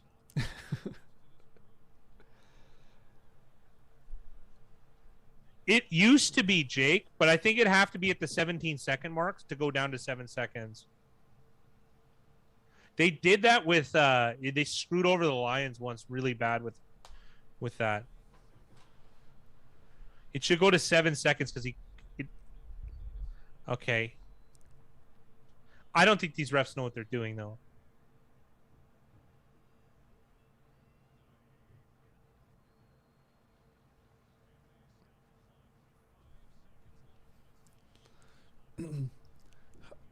I really want Hopkins to make this kick. Oh, I think Joe Judge deserves it.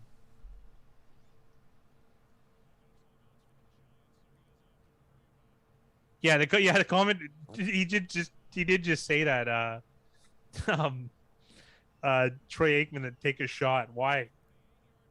You leave it on this one attempt. The snapper's name is Cameron Cheeseman.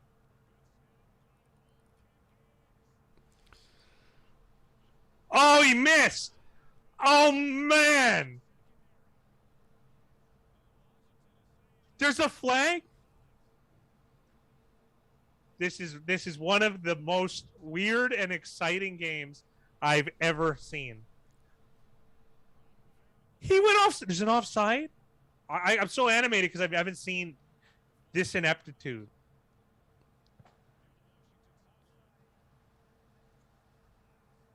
I think I lose an extra $40 if Washington kicks this field goal, but I want it to happen just cause.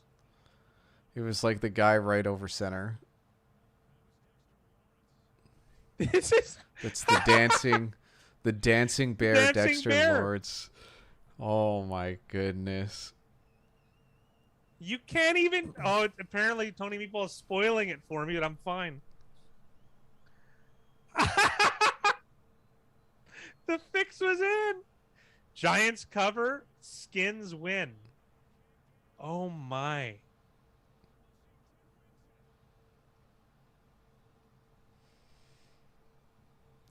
Giants deserve to lose. They sure They did. absolutely do. That just.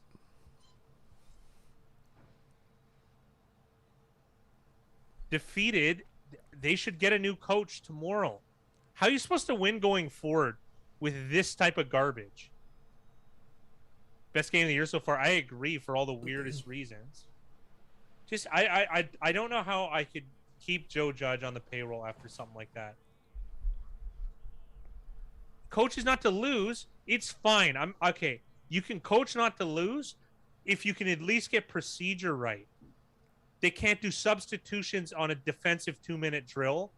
They call it timeout and then have a false start because they couldn't get the play in time in the first quarter. It's unbelievable. Like this whole thing. They don't run the ball to take the clock down. I can't even. There's like 100 things. So I'm going to read his pamphlet, How to Lose a Football Game.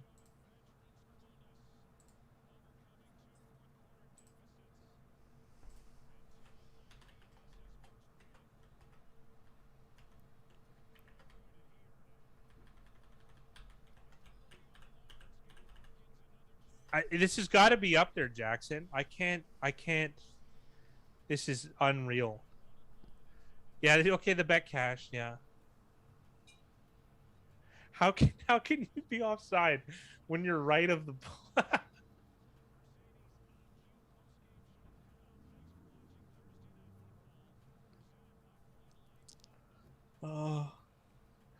Oh. I just want to end it on here on the high note. This was fantastic. How are we going to beat that? Yeah, guys, thanks for joining us. I'm just speechless. I don't know what to say. Oh. Thank you so much. I enjoyed myself. That was a great Thursday. Yeah, for members, you'll have the betting market video on Saturday, and then Sunday night you'll have the picks video out. So thanks for joining us, guys. That game was awesome for so many different reasons. Jackson, enjoy your weekend away in London. Have fun. Yep, in the league where they play For pay.